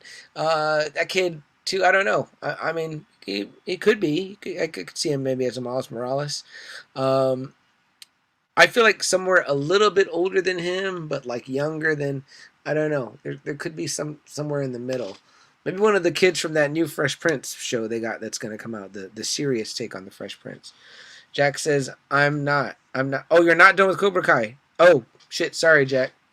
No spoilers. No spoilers for Jack on that. He says, oh, man, was it something with Jerry? What did we talk about with Jerry that it could have been? The Robotech stuff, maybe something like that, or a Voltron. Again, you could get young people. Shit, the Cobra Kai cast would be great Power Rangers, right? You know what I mean? So, um, Joe says we talked some of that on Now Watch This. Yeah. For sure. The X Men, yeah, right. That might have been exactly what it was because you need them to be younger. Tori definitely would be X-Men's Rogue. Joe says, yeah, Tori would make a great Rogue. For sure. I don't know. Can she do the Southern accent? That's a good aspect of that character. Yeah, and I could see Robbie as mainly maybe as maybe like a Gambit. I could see that potentially. You know what I mean?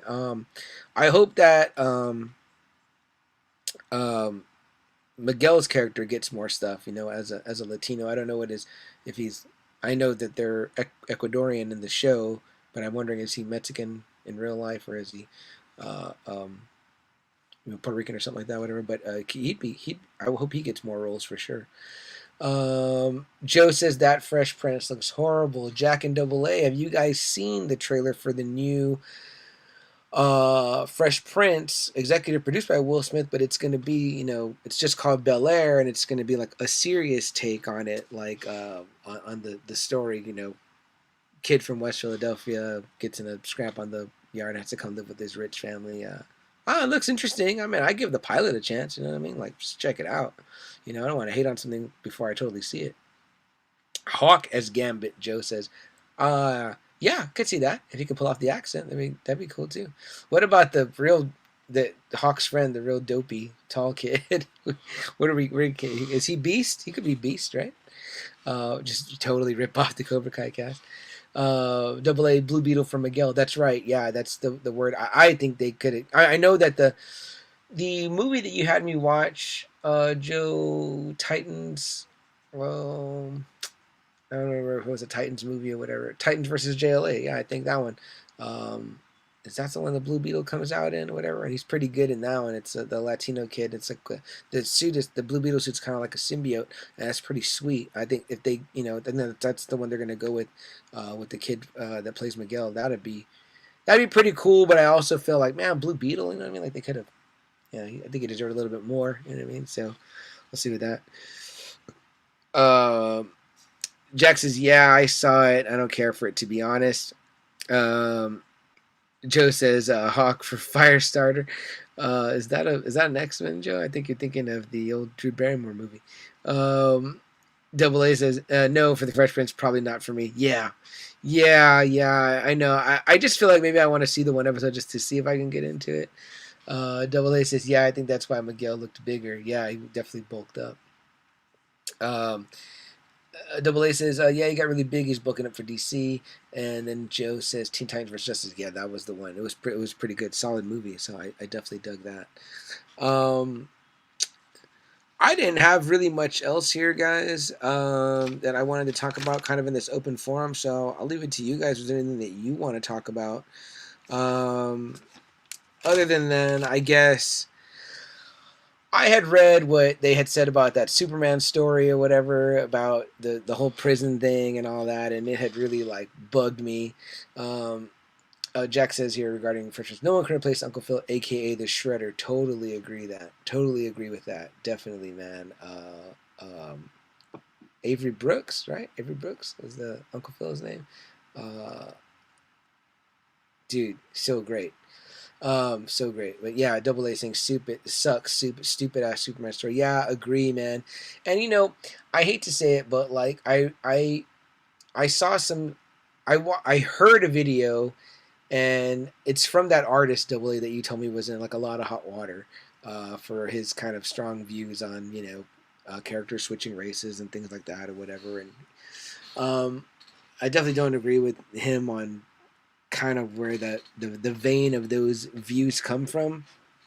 And I listened to one or two podcasts too from Chuck Dixon. I think we all know Chuck Dixon here, the comic book artist and writer, probably fans of his work. Again, I don't know his personal politics, but I listened to these episodes on these specific things.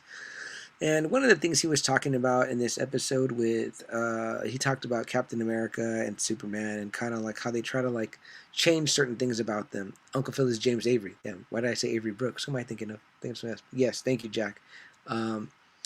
But yeah, he was kind of talking about how you strip away, make Captain America Hail Hydra, and you take away these things from him, and Superman, it's not true justice in the American way no more, or whatever. And then obviously this new story comes out, and you know, Chuck Dixon didn't talk about that particular story, you know what I mean? But this other guy did, this other artist that was in Hot Water, AA, I forget his name, but again, while I don't agree with either one of their probably personal politics, is like they did have some interesting opinions on the state of comic book characters. And to me, and I talked to this person on Twitter or whatever. She's a big Superman buff, and I said, "What do you think about this?" I sent her the article, via Twitter, and she was like, "Oh, that I think that it's an interesting and creative dynamic." And I was like, "Man, really? Like, I hate that. I don't like. Again, we like a character like Andy Dufresne, because the character gives you hope. But you don't want to be Andy Dufresne. You don't want to go through what he went through.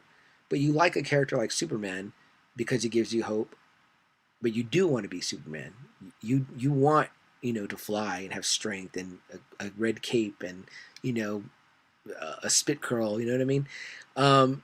There's things that, and you look to those characters for hope. It doesn't matter what you went through in your life, whether maybe something really bad happened to you, or you were in an abusive home or just a tough time or whatever, but you go and you escape into those comic books and they bring you joy and they make you, feel happy. I don't need those things to happen to Superman to make me relate to him. I relate to him through the way that he makes me feel, through the acts that he does and engages in. He helps people. He's this larger than life, guy. He always errs on the side of the right and the just. That's fantastic. I love that about him.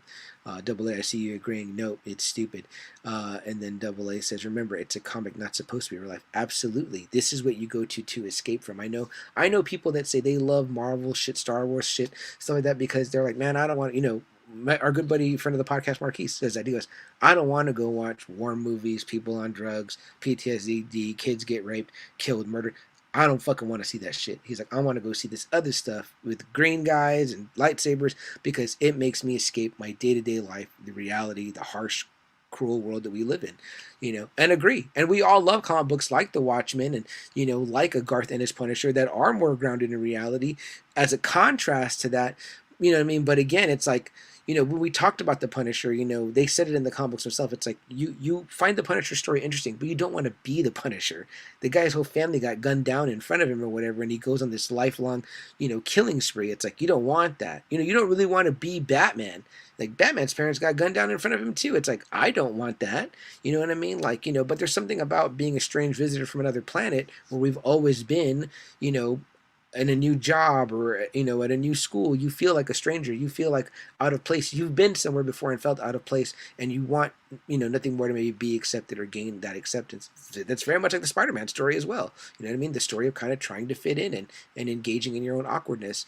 So for me to do that to that character, or even allude to that aspect with Superman, is just so a grab at attention, a lack of creativity. You've got nothing left.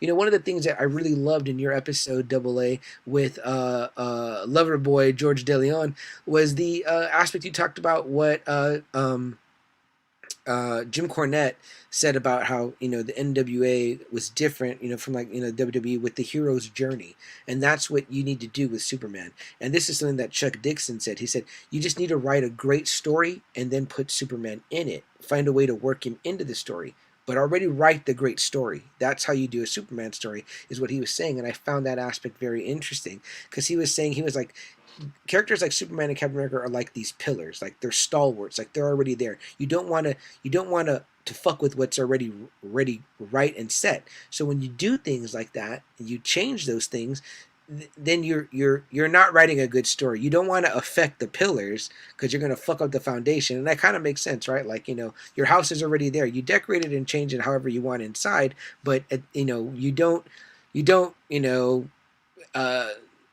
and I guess in some cases you would, but you don't, for the most part, go punching holes through the wall with a fucking sledgehammer. That would be stupid. Let me read you guys' comments.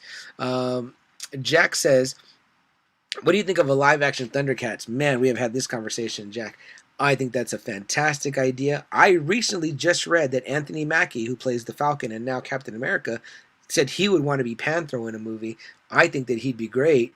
I also think Idris Elba would be great as Panthro. I think that there is a market for a live action movie, Jack. I think it's the only one of the bigs that we talk about from the 80s, which is like He-Man, Transformers, G.I. Joe, and Thundercats, and Turtles. If you're going to go the big five, it's the only one that hasn't gotten a live action treatment. It's been remade. That's an aspect that you get. You got to get remade. It's had several. Well, no, just one makeover, right? The one that you guys really, or no, two makeovers because there was a Thundercats Roar, right? So it's gotten makeover treatment, and so the next step for Thundercats is live action. Man, I'd love that. Let's do it. You can definitely get some of those Cobra Kai kids to be the two kids. I forget their names, Kit and something else. Somebody help me out there with that. Jack says, would there be any interest in one? Yes, there would. I think there would 100% be interest in a live action Thundercats movie. And Jack says, agrees with Marquise about wanting to escape. Totally. For the most part, that's why I don't listen to news, local news, because it's just all bad. Although I have recently gotten into one true crime podcast, which is just a bunch of bad shit. But it's interesting the way things go about. So you try to get to that part. Joe says it helps to escape. Absolutely agree. Double A says, Rambo badass, don't want to be him. Thank you. Double A saying preach there. Thank you brother Devon, I appreciate it. Double A says, WWF hero defends against a bad guy, stays on top in NWA, and hero defends against bad guy, stays on top in the WWF. NWA, hero's journey to defeat bad guy at the end. Yes, I like that better, right? That's what you do with these characters, like, you know what I mean? Like, you've got to have, you can't have Superman and Cap at the top always. They've got to be on the journey. Now, I know it's difficult to make that with them being who they are, but that's what it is. The up and away story that I told you about at one time, Double A, and all the Friday Nighters are listening, was a great story about that. Batman basically says, go do this thing off world that I can't do. I can't fly into deep space. And Superman at first doesn't want to go because he's like, man, if I leave Metropolis, all this shit's going to go wrong. And Batman's like, don't worry, we'll get it. You know what I mean? And he has to kind of convince Clark to go or whatever. And he doesn't want to leave Lois. You know what I mean? Like, he's like, man, I don't want that or whatever. But again, Batman's like, I can't do this. You've got to be the one to go do it. And it makes for a really interesting story. And he does go through some shit. You know what I mean? Because there's always, despite what people say that it's hard to write an interesting Superman story, not if you're a good writer, it's not. You get to this, you put him through those things or whatever. You know what I mean? That's what makes them epic, is the climbing. I like that very much. Double A. It's a great from Jim Cornette though. Joe says, you don't burn your crops, especially your cash crop. No, you don't. You call them Blue Boy Scouts, both of them, Cap and Soup, for a reason. In the amalgam world they did, there's a reason why they merged those two. And it's like, exactly right, man. It's like, let them be who they are. That's what they're there for. Even if it means that they can't be another Superman movie or a Captain America movie, but you can have them show up. You know what I mean? You can work them in. You know what I mean? So I think that's great.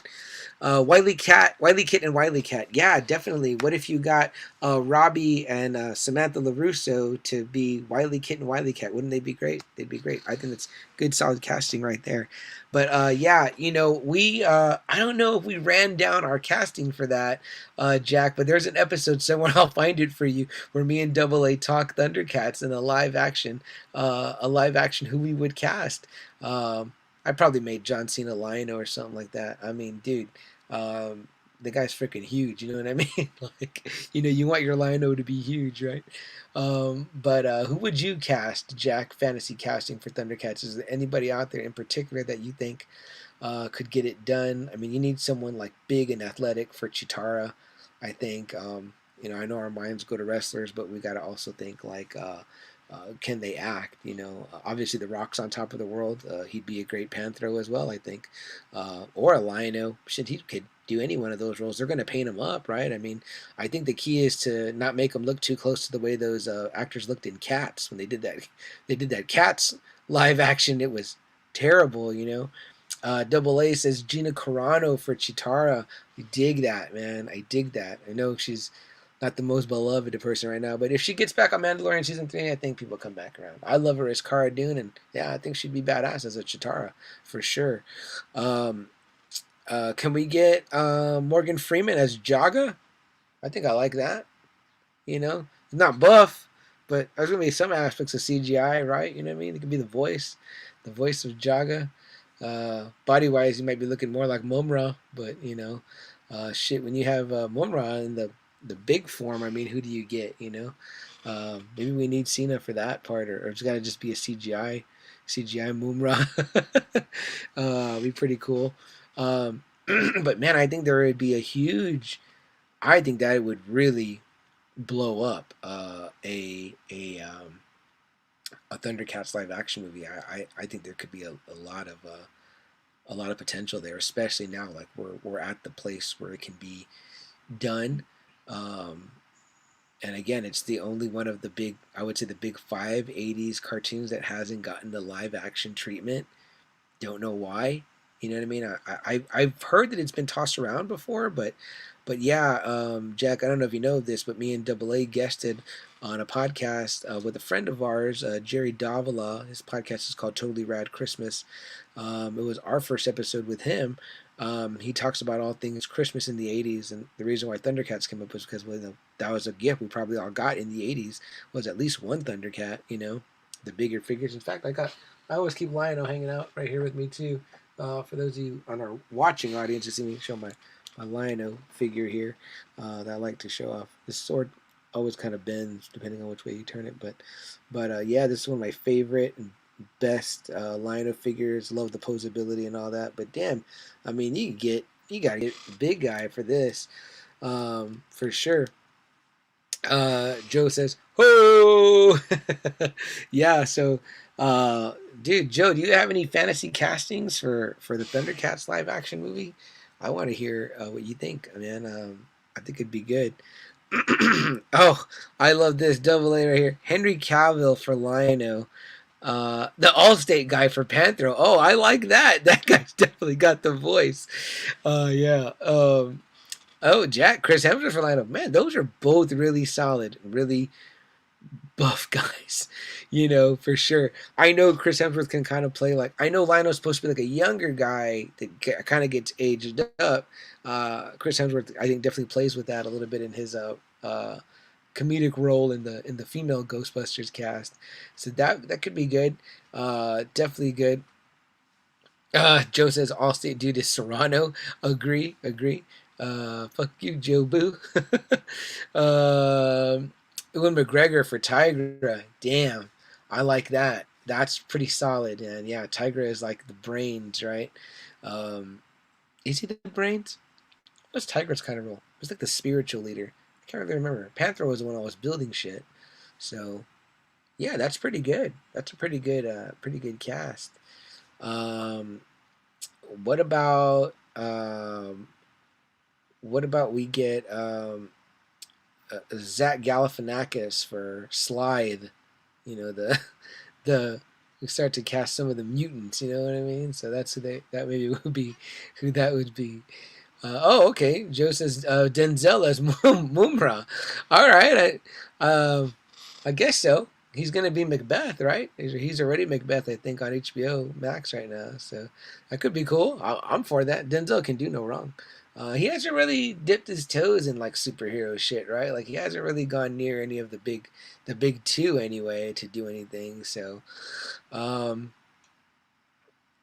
I don't know. Denzel might be slipping into that where Denzel plays Denzel every role now. So I don't know. I don't know. You know. I think my mind just went for some reason to Denzel as Galactus, and he's like, these planets ain't got shit on me. Uh, Ron Perlman as Groon. Oh, okay. Oh, I like that. That's really good, Jack. Yeah, very solid. Very nice. He's got the face for it, right? You're thinking he already kind of looked like him in the old Beauty and the Beast show, right? Kind of looked like Groon. Yeah. Joe says that works. Just Denzel for Galactus. Yeah, says Ron is a great choice. Yes, Ron's a great choice for Groon. He also has like the elder statesman vibe to him. Shit, who can we get? We can get one of that big Jack guy too from the older jacked guy from Avatar. He could be Jaga as well if we want to actually paint up the body. Now I'm thinking of someone that can fight with Ron Perlman. You gotta have someone with equally buff. You know what I mean? We get J.K. Simmons to bulk back up again and bring him in there. So good castings though, man. I like the Ron Perlman one. That's a good one. Jordan Peele is Snarf. Oh, okay. I like that. I like that. Yeah. Freddie Lowndes, from Red Dragon. Philip Seymour Hoffman is no longer in the living, so that would be he's dead. So I don't know if we can get Freddie Lowndes for anything, or you're talking about one of the other Freddie Lowndes from one of the other incarnations or something else. But Jordan Peele as Snarf is pretty good. Jack, you could also get the other one. Oh shit, I can't remember who plays Freddie Lowndes in The Manhunter. You got to get me on that one, Double A. Remind me. Someone says, "Hey, what's up?" Facebook user, I do not see your name, so if you just commented, "Hey, what's up?" tell me your name. Oh, the Avatar guy. That's the guy that was. Yeah, I need to get his name. I gotta look his name up. Let me look his name up real quick for you, Double A, while we're here.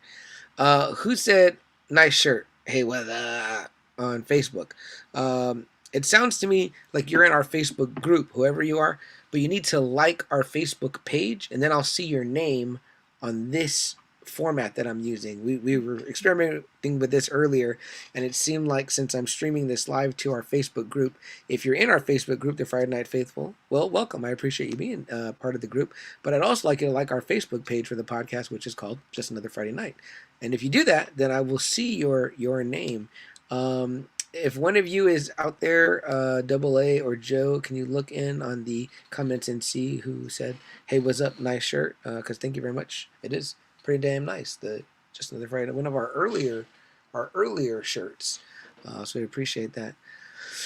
Jack says Ian McShane as Jaga. I can't think of his face. Jack, I have to look him up. Joe says Nick Cage as Nick Cage is Groon.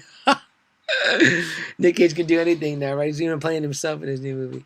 And let's see. Double A says, I don't see that comment. And then Facebook says, holding us hostage, JK. No, I just want to see who you are because I can't see your name. What I see on my end right now, it just says Facebook user. And I don't want to call you that because I appreciate that you complimented my shirt, and I'd like to thank you by name. Again, Double A said I don't see the comment. Jack says, "Oh, I love Alexandra Daddario as Chitara. Yeah, I think she'd make a great Mary Jane Watson as well." Joe says he only sees Double A. Double A says John Wick, hotel manager Ian McShane. Oh, gotcha. Oh, okay. As who? Who did we have him as? As Jaga. Yeah, I could see that too. Yeah, all right. That's some good casting right there. Let me see. I'm going to pop in to the Facebook and see if I can see anything that you guys can't see, but I don't want my voice to be doubling up here, so I have to turn my phone down so that way I don't see both. But let's see here. Oh, it's Rizzo. Rizzo, is that you? Rizzo. Rizzo. Hey, what's up, man?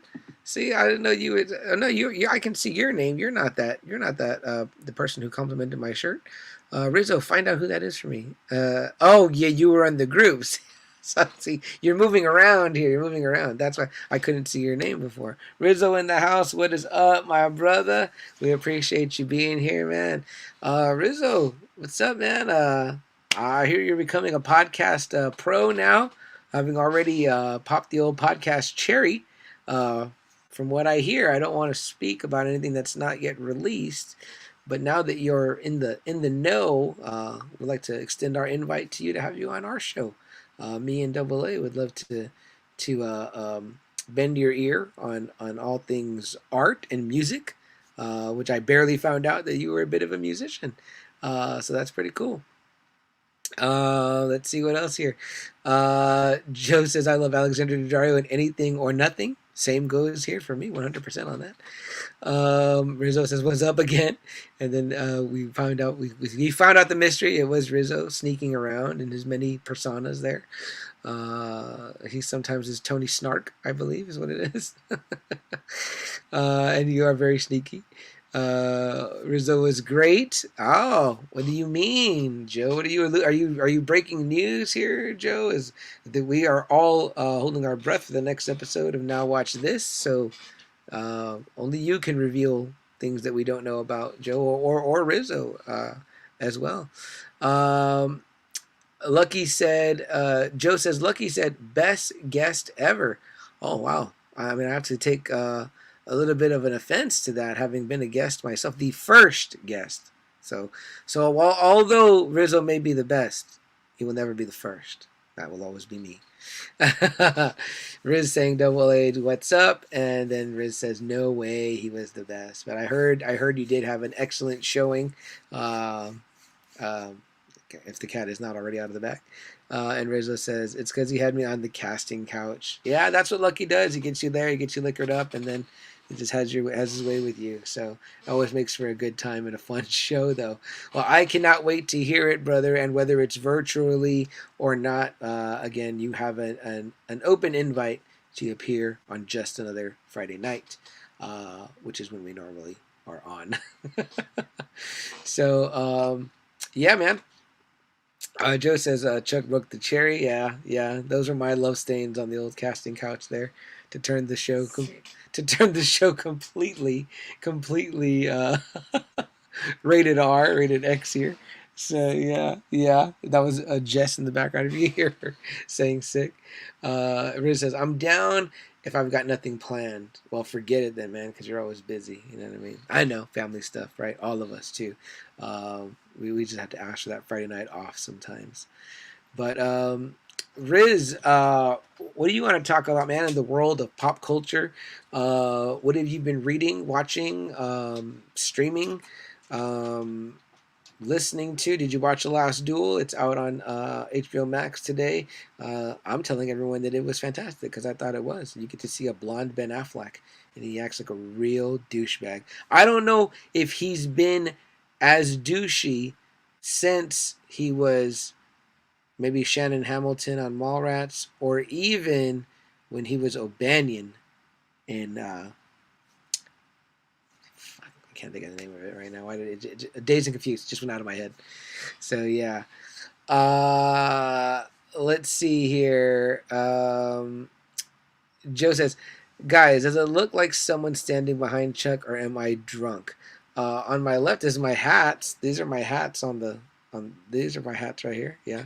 My TV's on the floor because I'm waiting to get a stand, and then my Funko Pops and my cap shield there. So yeah, if there's someone standing behind me, Joe, fucking let me know, because that's some scary ass shit.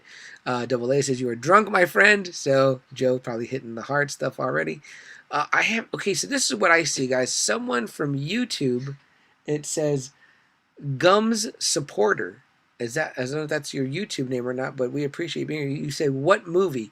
I think you're talking about the fantasy casting. We were fantasy casting the Thundercats movie earlier. So, Gums Supporter, I appreciate you being here. And again, I'm not sure if that's the YouTube name or not, but I don't see a picture. I just see a G, so that's cool. Joe says that asshole from Fashionable Male. Yes, that is Shannon Hamilton. Riz says, I just watched Eternals, hence my late arrival. Okay, Riz, lay it on us. What did you think about that? Jack says, I'm heading out. Gonna watch Ghostbusters Afterlife. You're a wise man, Jack. Go watch that. How are you watching that, by the way? That's not out at home yet. Or are you bootlegging it there, Jack? You pulling the pirate move?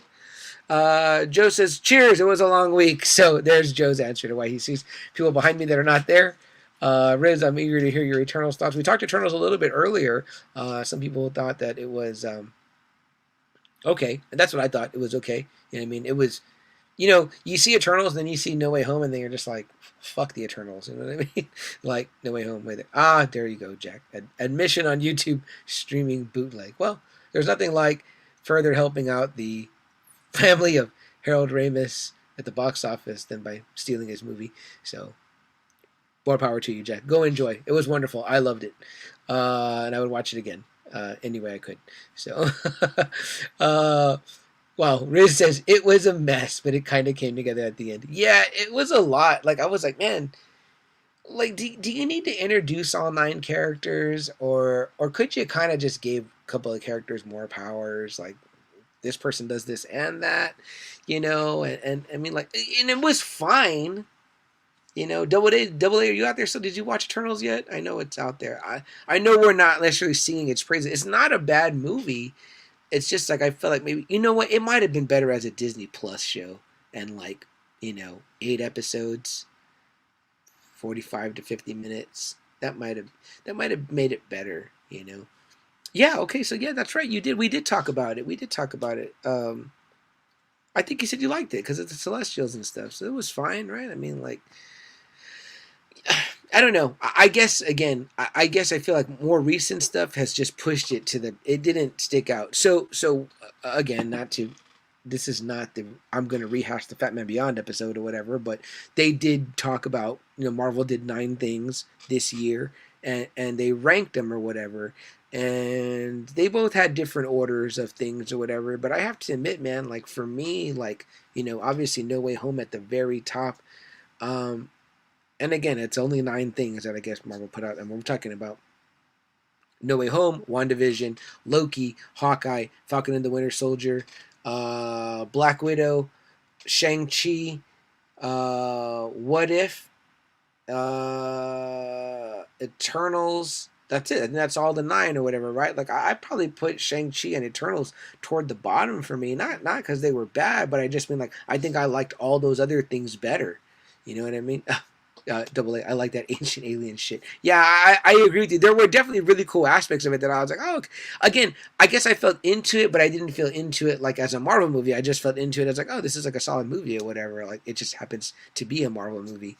Um, Spoiler alert for anyone that hasn't seen Eternals, but Joe says Blade tease helped. It wasn't enough. That wasn't enough of a tease for me to say that it helped or whatever. Again, it wasn't bad. I didn't care for that mid-credits scene. I was like, oh, whatever. Joe says, same big on history. Yeah, I love Ancient Aliens. Ooh, I think I'm going to watch Ancient Aliens tonight. That's a great idea. Definitely agree. The shows have been way better. Yeah, that wasn't my ranking, but I mean, if I had to guess, I mean, I would put, like I said, out of the 9 things that came out, I would probably put Eternals, and it would probably be like Eternals last, then then Shang-Chi, um, uh, then maybe Black Widow, um, then probably Falcon and the Winter Soldier, then like maybe Loki. What If? I already lost place or whatever, but I would be like working my way up that way. Like WandaVision, definitely near the top. Maybe again, Spider-Man at the very, very top, number 1. So Double A says definitely agree. The show's okay. We got that. Shang-Chi okay. Eternals good. Black Widow better. Shows have been great. Yeah, agree. And I really, really enjoyed Hawkeye, especially the second way through. And I kind of liked that it didn't have like these world ramifications. You know what I mean? It was like these global, universal threat. It was like gritty and down there in New York, and it felt very New York, and it was like they were dealing with these, close to home things. The guest spots weren't gratuitous, so to speak, and Jeremy Renner was outstanding, and I really got into the Haley Stanfield. I really got into her. Let me get a drink, guys. Throat's getting a little dry here. I like Shang-Chi too, Joe, but like I haven't revisited it. I wouldn't run out and buy Shang-Chi. I wouldn't run out and buy Eternals. I will 100% run out and buy No Way Home. And again, with the shows, it's a little hard to say would I run out and buy it, I guess, because I think of them in the Disney Plus format, and I'm like, oh, well, they're there for me to watch. But it's like I rewatched almost all of them twice. Like I rewatched like What If twice. I mean, I knew I did it for the show as well, but I rewatched What If twice. I rewatched WandaVision. I rewatched Loki. I think I only watched Black Widow once. I I just rewatched Hawkeye, so I mean, it's like, and I think I did rewatch Falcon and Winter Soldier as well. So, yeah. Double A says Falcon and Winter Soldier good. What If was good. Joe says loved Yelena and Black Widow. Yes, she was the standout. And spoilers if you haven't seen Hawkeye. I know we haven't talked about it yet on the show, but we're gonna. And you know, she shows up, so there's that. Yeah. Riz says, yeah, it would have benefited from a longer TV series format to get more familiar with the characters and give them their due in time, so it wouldn't seem rushed, and maybe I would have cared more about the characters. Yeah, it was hard. Like, if you had a gun to my head and said name the Eternals right now, I'd be like, just blow my brains out because I can't name them. So that's not gonna happen. I can't think of their names. Icarus, Makari, Athena. That might be it. That might be it for me. That might be it for me. Yeah, so that's again, maybe it would have benefited from the long format for sure. And earlier, Rizzo, we talked about the fact that supposedly there was news that Marvel was going to give it an Oscar push, and I was like, that one, I'd put my money on No Way Home. If you're going to try it, you know what I mean. We all know that. I don't know that a superhero movie can win Best Picture or whatever, but if you're going to try it with that one. So. Guys, we're getting up to the 2-hour mark. I'm loving talking with you guys, and I'm not gonna in any way try to cut it short if you guys have things that you want to say. But if not, I will likely end around the 2-hour mark. But we could stay here chatting. I know you just got here, Riz, so I have I have nowhere to be but work at 8 in the morning, so it's like, that's all good. Joe says, in a show, they maybe could have had their own episodes. That would have been that's an interesting way to approach it, Joe. I like that approach. One episode per character, and in that episode you flesh them out, then you have the coming together or whatever. You could have even had the opening. Good idea, Joe. You could have done maybe 10 episodes and had an opening episode where, like, you see the threat or whatever's going on or whatever with the thing starting to be born or whatever, the celestial starting to be born, and then you like take this through the paces, and maybe like at the end of each one you kind of tie it back to that, and then at the end you have the big, that would have been cool. That would have been pretty cool. I like that idea, Joe. Double A, want more Kang? Yes, I agree with you. Me too, man. Jonathan Majors totally killed it. And I love that. I think Loki had the best theme music. I got the all along best song that came out in those, all of those. But the theme music for Loki, that opening music, man, it was like really eerie, and like there was something creepy about the TVA, like when they were there, like how things looked all 70s-ish and stuff. And I loved Mobius, it was cool. So yeah, maybe Loki would be a little bit higher on my list. I didn't think about it. Maybe it would have been like number 3 or something like that. Like, yeah, like No Way Home, maybe WandaVision, then maybe Loki. I could kind of see that. I'm going to write it down. We should all write it down, and we'll talk about it next time we get together. Joe says, Kang. Riz says something like this. Did you put a picture? I don't know what I'm missing. I might miss something. Joe says, Double A, watch The Harder They Fall. The dude that plays King. Yeah, The Harder They Fall is a good movie on Netflix, Double A. I don't know if we got a chance to really talk about it, but that was like the primarily a black cast in the Netflix movie. They have a cool Chadwick Boseman tribute on the train. Regina King, Zazie Beetz, the great guy from Get Out, Lakeith, I forget his full name, but man, boy, is that guy good. That guy is a great actor. Joe says Loki Wanda, I think. Okay. And then Double A says Miracle Man coming soon in the comics. Man, looking forward to that. I mean, right away, if I was writing it, Double A, I just have this guy like punch through the Sentry, like punch through Hyperion, like, I don't want him to kill Gladiator, but like mop up Gladiator easy, like solidify himself as like there's no other need. I'm this top guy. Now, where do you stand on him going toe to toe with Surfer, Double A? Like, where does Miracle Man stand up in that fight? I'm a big Surfer proponent. So as a guy that was, I feel, depowered over the years and certainly has all the potential in the world to be the top guy at Marvel. And I'd love to hear what Joe and Riz think about that statement as well. Uh, Rizzo says, missed my comments. Scroll back. Okay. Let's see. Let me see. I'm scrolling back. About the longer TV format, I got that one. Then you said you saw Shang-Chi and Venom 2 on the same night. Woo, that's a lot. At the drive-thru, I wish I wish Shang-Chi would have played first so we could have left early. Wow. No love for the Venom 2 and the Carnage. You know, I saw it with my nephew. He's a big symbiote fan. He's 8, and he loved it. And so that made me love it. And that's all it really took for me to like both those Venom movies. And that Venom song by Eminem, shit, I heard the whole lyrics. Like, I really listened to it the other day, and I was like, damn, this is like a badass song. Like, it's just like a good rap song, like, without the whole... He spins in Venom, the character, into the song, but damn, it's like, that song is fucking fire or whatever, so... But that's just me on that. Yes, Rose, I did miss that comment. I'm sorry, but I saw it now and fuck. I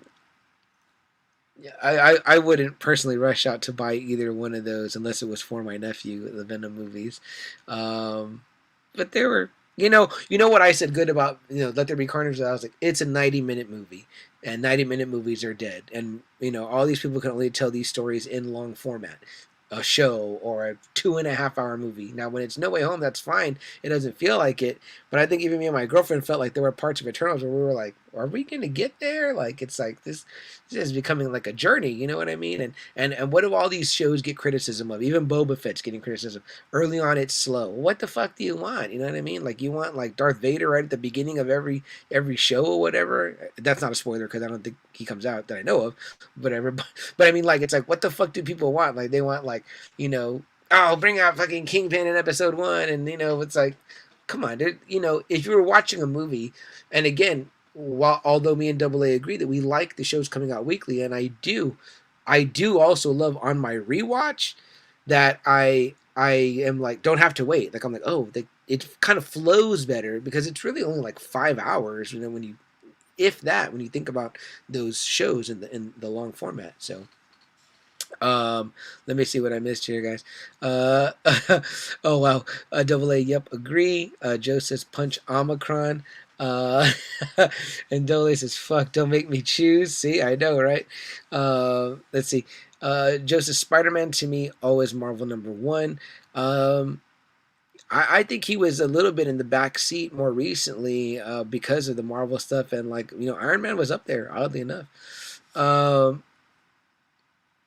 Double A says the longer he's in the suit, he gets stronger and more abilities, but Surfer is one strong son of a bitch. Yeah, I agree. It'd be one hell of a fight. I'd like to see that. I'm so interested in seeing more of that Miracle Man stuff, Double A, and I want to read it too, so I can get more versed with his character, because I find him interesting. Those issues you'd let me read before, I found very, very interesting, and I didn't get to finish. But yeah, Riz says, oh yeah, Venom seems geared for a younger crowd. Good popcorn movie. I don't like Venom's voice and how goofy they made him. Yeah, he was DJing at one point. That's a little bit out there. Is he a joke to you, Sony? Earlier, Riz, before you got here, one of the things I said that unfortunately, like, for my nephew even too, as the young fan he is, he was asking a lot about the Spider-Man stuff, and I was like, yeah, man. I mean, like, kind of what you when you do these movies from the villain aspect and you strip out the hero or whatever, like, really only the Joker did it right. It's like, what makes the character so interesting is the hero aspect of it too, that you're like, I'm engaged in this villain because of the your interaction or your relationship with the hero or whatever. Again, even if you just had like, you could have done that whole movie that way, but maybe Eddie Brock works at the Daily Bugle and like you just see like Spider-Man web swing by or whatever, you know what I mean? Or something, they cross paths somehow or whatever. You have there be the Spider-Man character or whatever, or even a sense of the character around. It leaves you the hook baited for there to be more, you know what I mean, when it comes to that character. But when you take that away, then it's kind of like, well, okay, now I've got to build up a story and everything around the villain alone. And a villain, I know he's an anti-hero, Venom, whatever, but maybe not as strong, well, definitely not as strong of a history as someone like the Joker. where you almost don't even need to tell the story because you already know it, and this is just another variation of it. Excuse me. Rizzo said, I love the MCU shows. Absolutely agree, 100%. Double A. Split is a perfect supervillain movie for me. Love that movie. Yeah. Yeah, that is really great. That's really, really. I love Split. Split's a really, really fun movie. Really great. I don't own it. Um, but see you talking about it, I'm like, I would go rewatch it right now. You know what I mean? Like that's a great movie. I love Split. And well done superhero movie. Uh, you know, without being in the superhero genre. So, well, not being from one of the big companies, whatever, but an independently created, by M Night villain for sure. Joe says, we say it all the time, hero only as good as the villain. Absolutely true. And villain only good as the hero. Yeah, it's hard to. You're introducing the Venom character or whatever without Spider-Man, which is kind of how we all got introduced to Venom, and then you just have him in these he's got to be building to something, right? There's got to be some action in a fight, and it's like, oh, what does he fight? But another symbiote. And then in your second movie, you just you introduce the more well known by name symbiote, which could have just easily been in the first one or whatever. But again, it didn't have a lot of story to it, and it was quick and dirty. You know what I mean? Sometimes we like to this. Rizzo says, I think I downloaded the wrong Split. Send me that link, Riz. Double A says, it's a fucking horror show. You want Bruce Willis to kick his ass when you see him at the end. Yeah, definitely, man. And it's freaky too, James McAvoy, totally underrated performance, man. It's unfortunate that Jack left because he's a huge fan of Split, I believe, as well. But man, McAvoy's performance in that is, switching through the characters, you really buy the multiple personality syndrome or whatever that he's experiencing big time, and he's freaky scary. And we've also got our gal in there, right? Anna Joy Taylor Joy. Damn, I forget how her name goes. She's got 3 names too. It makes me always confused. But she's fantastic. Obviously, Queen's Gambit, and I know no one loved the New Mutants. I think except me and you, Double A, were the only ones that thought it was okay. You know what I mean? Like, again, it felt like kind of like that Venom. Like, it's like, if I haven't seen that, I sat and I watched it, and I saw that in theater when our first round of COVID was hyped, but it was because we had, some family had gotten a whole theater for like 10 people, and we spread out, and I watched the New Mutants, and I was like, this is like okay. You know what I mean? Like, I'm not the hugest New Mutants fan, so it wasn't like I was like, oh, this is all wrong or whatever. I was like, this is like a fine movie. Like, it just was what it was. I thought New Mutants was all right. Joe says, quick and dirty, what were you watching? He says, or Rizzo, you downloaded the right movie. Yes, and Double A says, yep, her. And then Riz shushes Joe. Great stuff, guys. All great stuff, man.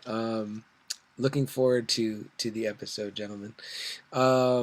Double A, it's been great, man. I'm glad that you've been here hanging in there. Again, I'm willing to talk more, but I'm also willing to talk less. If you guys have other things you want to discuss, toss it out there.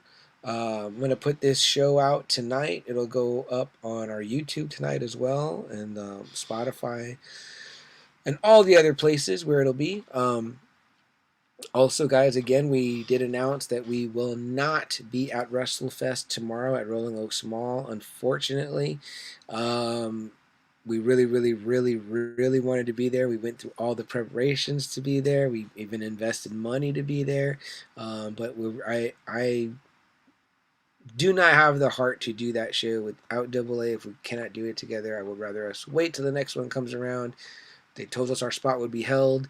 The owner of Wrestle Shop, Oscar, said we can roll it over to the next time. So the next time he does a live wrestling event, I'm hoping maybe it becomes like a monthly thing for him. Then we will have our spot already reserved and paid for, and we'll hopefully be able to get out there. And we want to meet.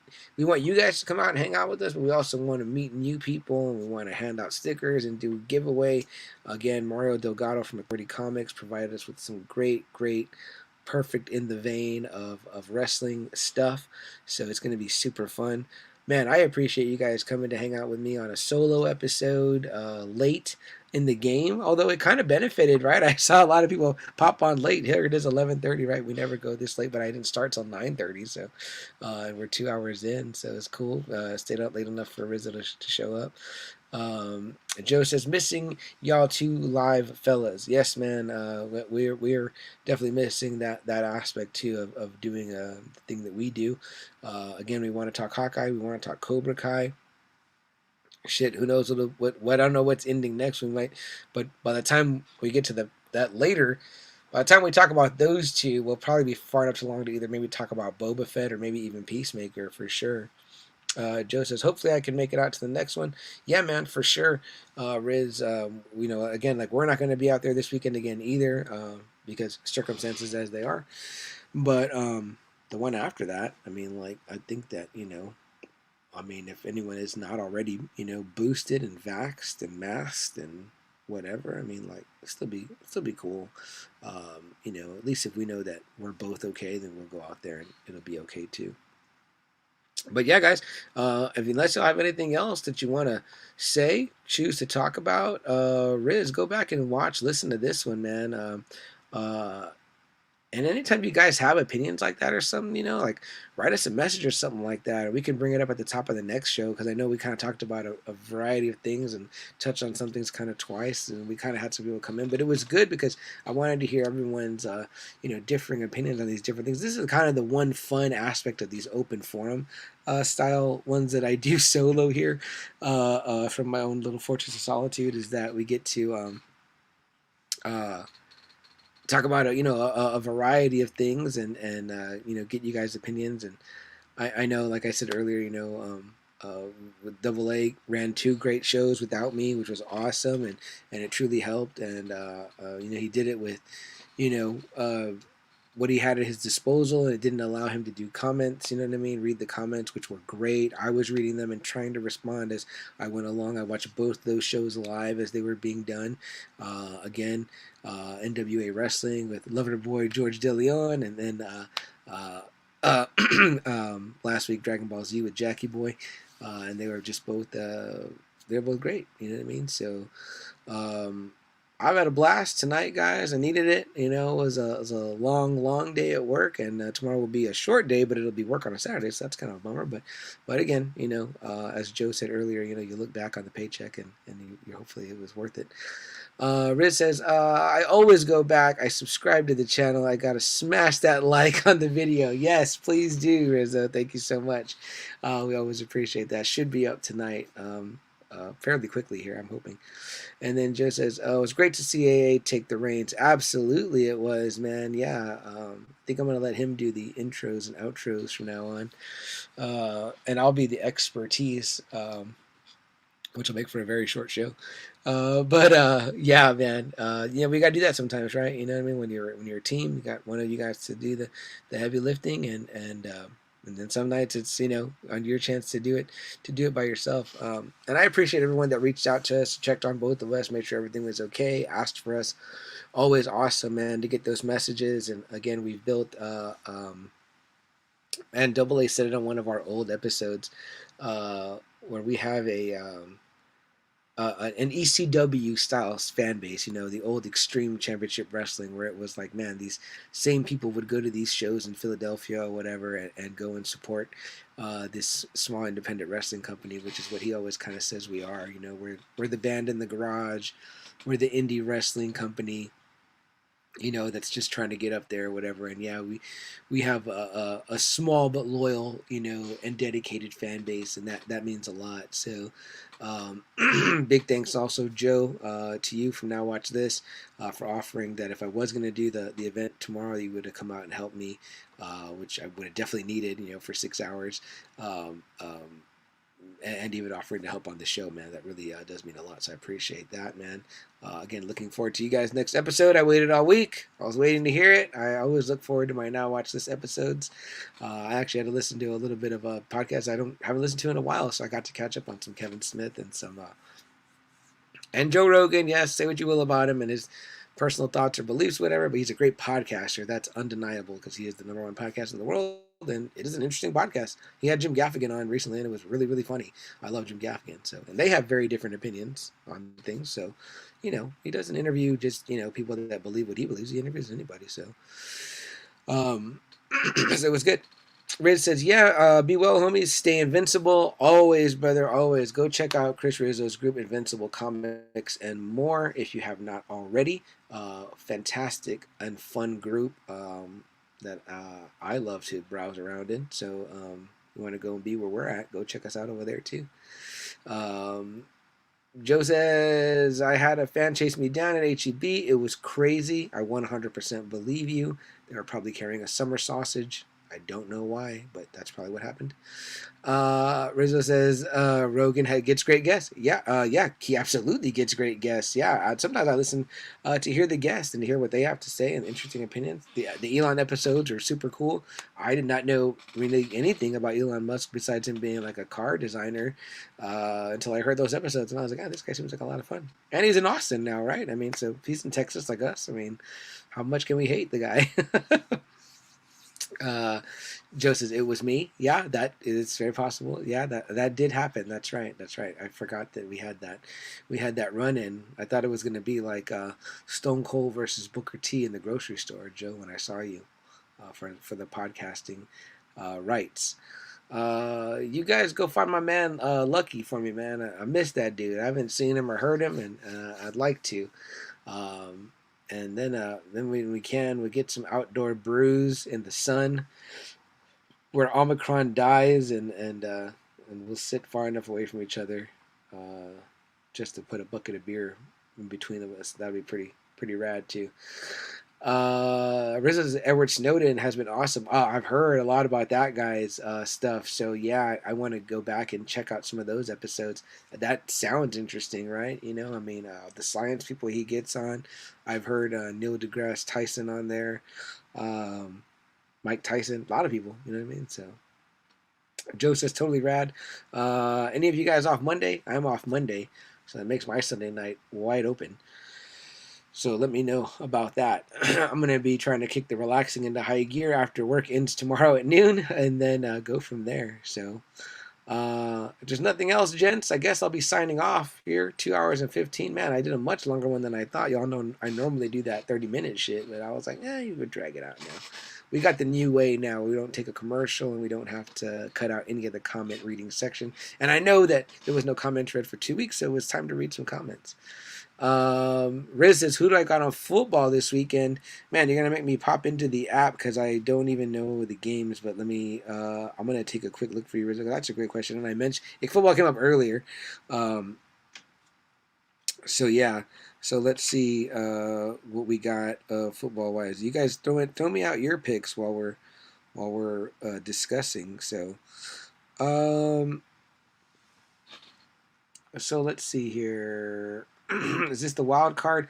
Patriots and Bills. I'm gonna take the Patriots, obviously. You know what I mean? So Raiders and Bengals. I'm gonna go Bengals on that. I know that the Raiders got that win and everybody was up on it, but the boys over at Collecting Weekly are going live. I get their updates because I subscribe to them. Those guys collect hardcore, and I've been on their after night show. Joe says, good night, fellas. Good night, Joe. Riz, I'll stay here hanging out with you for talking football for a little bit. Eagles and Buccaneers. I'm going to go Buccaneers on that. Don't bet against Tom Brady. I feel like I had these games wrong earlier. Earlier we talked about different games. 49ers and Cowboys. Oh, man, that's tough. That's Jack and Double A's teams. The two hosts you saw last week. You know what? I'm probably going to ride with Double A on this one. And I think it's Cowboys will beat the 49ers. So, as much as it pains me to say that. But, yeah. Steelers and Chiefs. I'm going to go Chiefs on that one. I know Big Ben's going away. Good riddance. Cardinals and Rams. Ooh. Man, Cards seem like they lost a little steam. I'm going to go with Cardinals on that one. No, I'm going to go with the Cardinals on that one. Even though they did seem like they lost a little steam at the end, and Rams were I feel like they were ramping up, but I'm going to go with the Cardinals. So, yeah, so let's see where we match up here, Riz. We got Pats. Yeah, I agree. Bengals, agree. Bucks, definitely. Niners over Cowboys. Okay, I don't disagree with that. I feel like that one is like a lose for me. Is if I picked the Cowboys, well, I didn't want them to win, but the Niners win. I don't like them either. So, what did we say? Chiefs over Steelers, easy, right? Yeah, Steelers has been on the decline. I was hearing that Deshaun Watson might. I don't know if that was a joke that I saw. It might have been looking at the NFL memes site and stuff, but they were saying Deshaun Watson would be a potential contender to go take Ben's place. I'm like, ooh, is he off of the chopping block completely already? I thought he went the way of Antonio Brown, but I mean, I know he was in all that trouble, so yeah. Yeah, definitely that one. And you picked Cardinals over the Rams. Yeah, so we're pretty much all in alignment there, except for the Cowboys game. Believe me, I don't want to see them win because this town will go nuts. But I pick them from a pod partner. So yeah, that's a good one. What else? Rich says, yeah, I just like to laugh about the Cowboys. The Niners can lose after them. Yeah, for sure, right? The NFC team I root for would be the Buccaneers because I like Tom Brady. So, yeah, I'll take that Patriots Buccaneers Super Bowl everybody's been wanting. Why not? But yeah, man. Thanks for coming in, Riz, and joining in on the last leg here. And thank you to all the Friday Nighters and all the Friday Night faithful that came out to talk tonight. Keep me company on a long week and a long time without podcasting. So I worked my voice up to talking, and because I hadn't spoken to you guys in 2 weeks. But yeah, Riz says that would be crazy. Yeah, it would be. I think the NFL would really salivate over that. Who's on bye? Like the Packers, I guess. We didn't talk about the Packers. I guess they get a bye week. Yeah, and then Riz says DM you later. Yeah, I guess I didn't need to read that comment, but yes, that'd be cool. Riz, go for it, man. I know we're up at weird hours. Yeah, and I'm pretty sure Packers are on bye because it's the wild card, right? So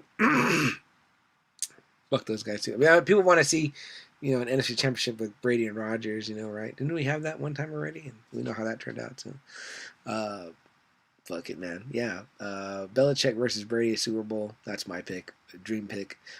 Before Brady gets done and Belichick gets done. Go at it one time in the big game. See who really is going to get it all. You know what I mean?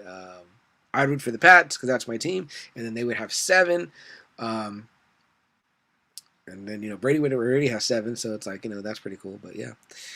All right, guys. Well, it's been missing for 2 weeks. So I'll say it now, guys. There's 2 things I like to say at the end of every show, almost. And that is you have something you want to do, a dream, a hope that you want to accomplish. Go out there and seize the day, guys. As so many before us have done, as all of you did today when you came on and chatted with me, seize the day. And the other thing we like to say is, like the great Captain America says in Endgame, when they have to go back in time and bring back half the world, half the universe, we're going to do this. We got to do whatever it takes. So you also take that approach in your life and do whatever it takes to accomplish those things you want to accomplish to help you seize the day. For just another Friday night, I am CM Chuck, and I will see you guys next week, hopefully back in the Pod Lab with Double A. Everybody 100% across the board is healthy without a shadow of a doubt. Everybody is feeling good. I can report that. But we want to be 100% sure and not put anyone at risk. And again, we will not be at WrestleFest tomorrow, but if you get a chance to go out there and support Oscar and the wrestling shop at Rolling Oaks Mall, please go ahead. Always thankful to all of our guests and contributors, the hosts of Now Watch This, the admins at Invincible Comics and more, of course, Mario at Authority Comics. We appreciate all you guys so much. All right, guys. Well, it's been fun. Have a good night. Have a great weekend. Happy Martin Luther King Day. Stay safe. Wear your masks. Get vaccinated. We can't express it enough. Peace and love, guys. Good night.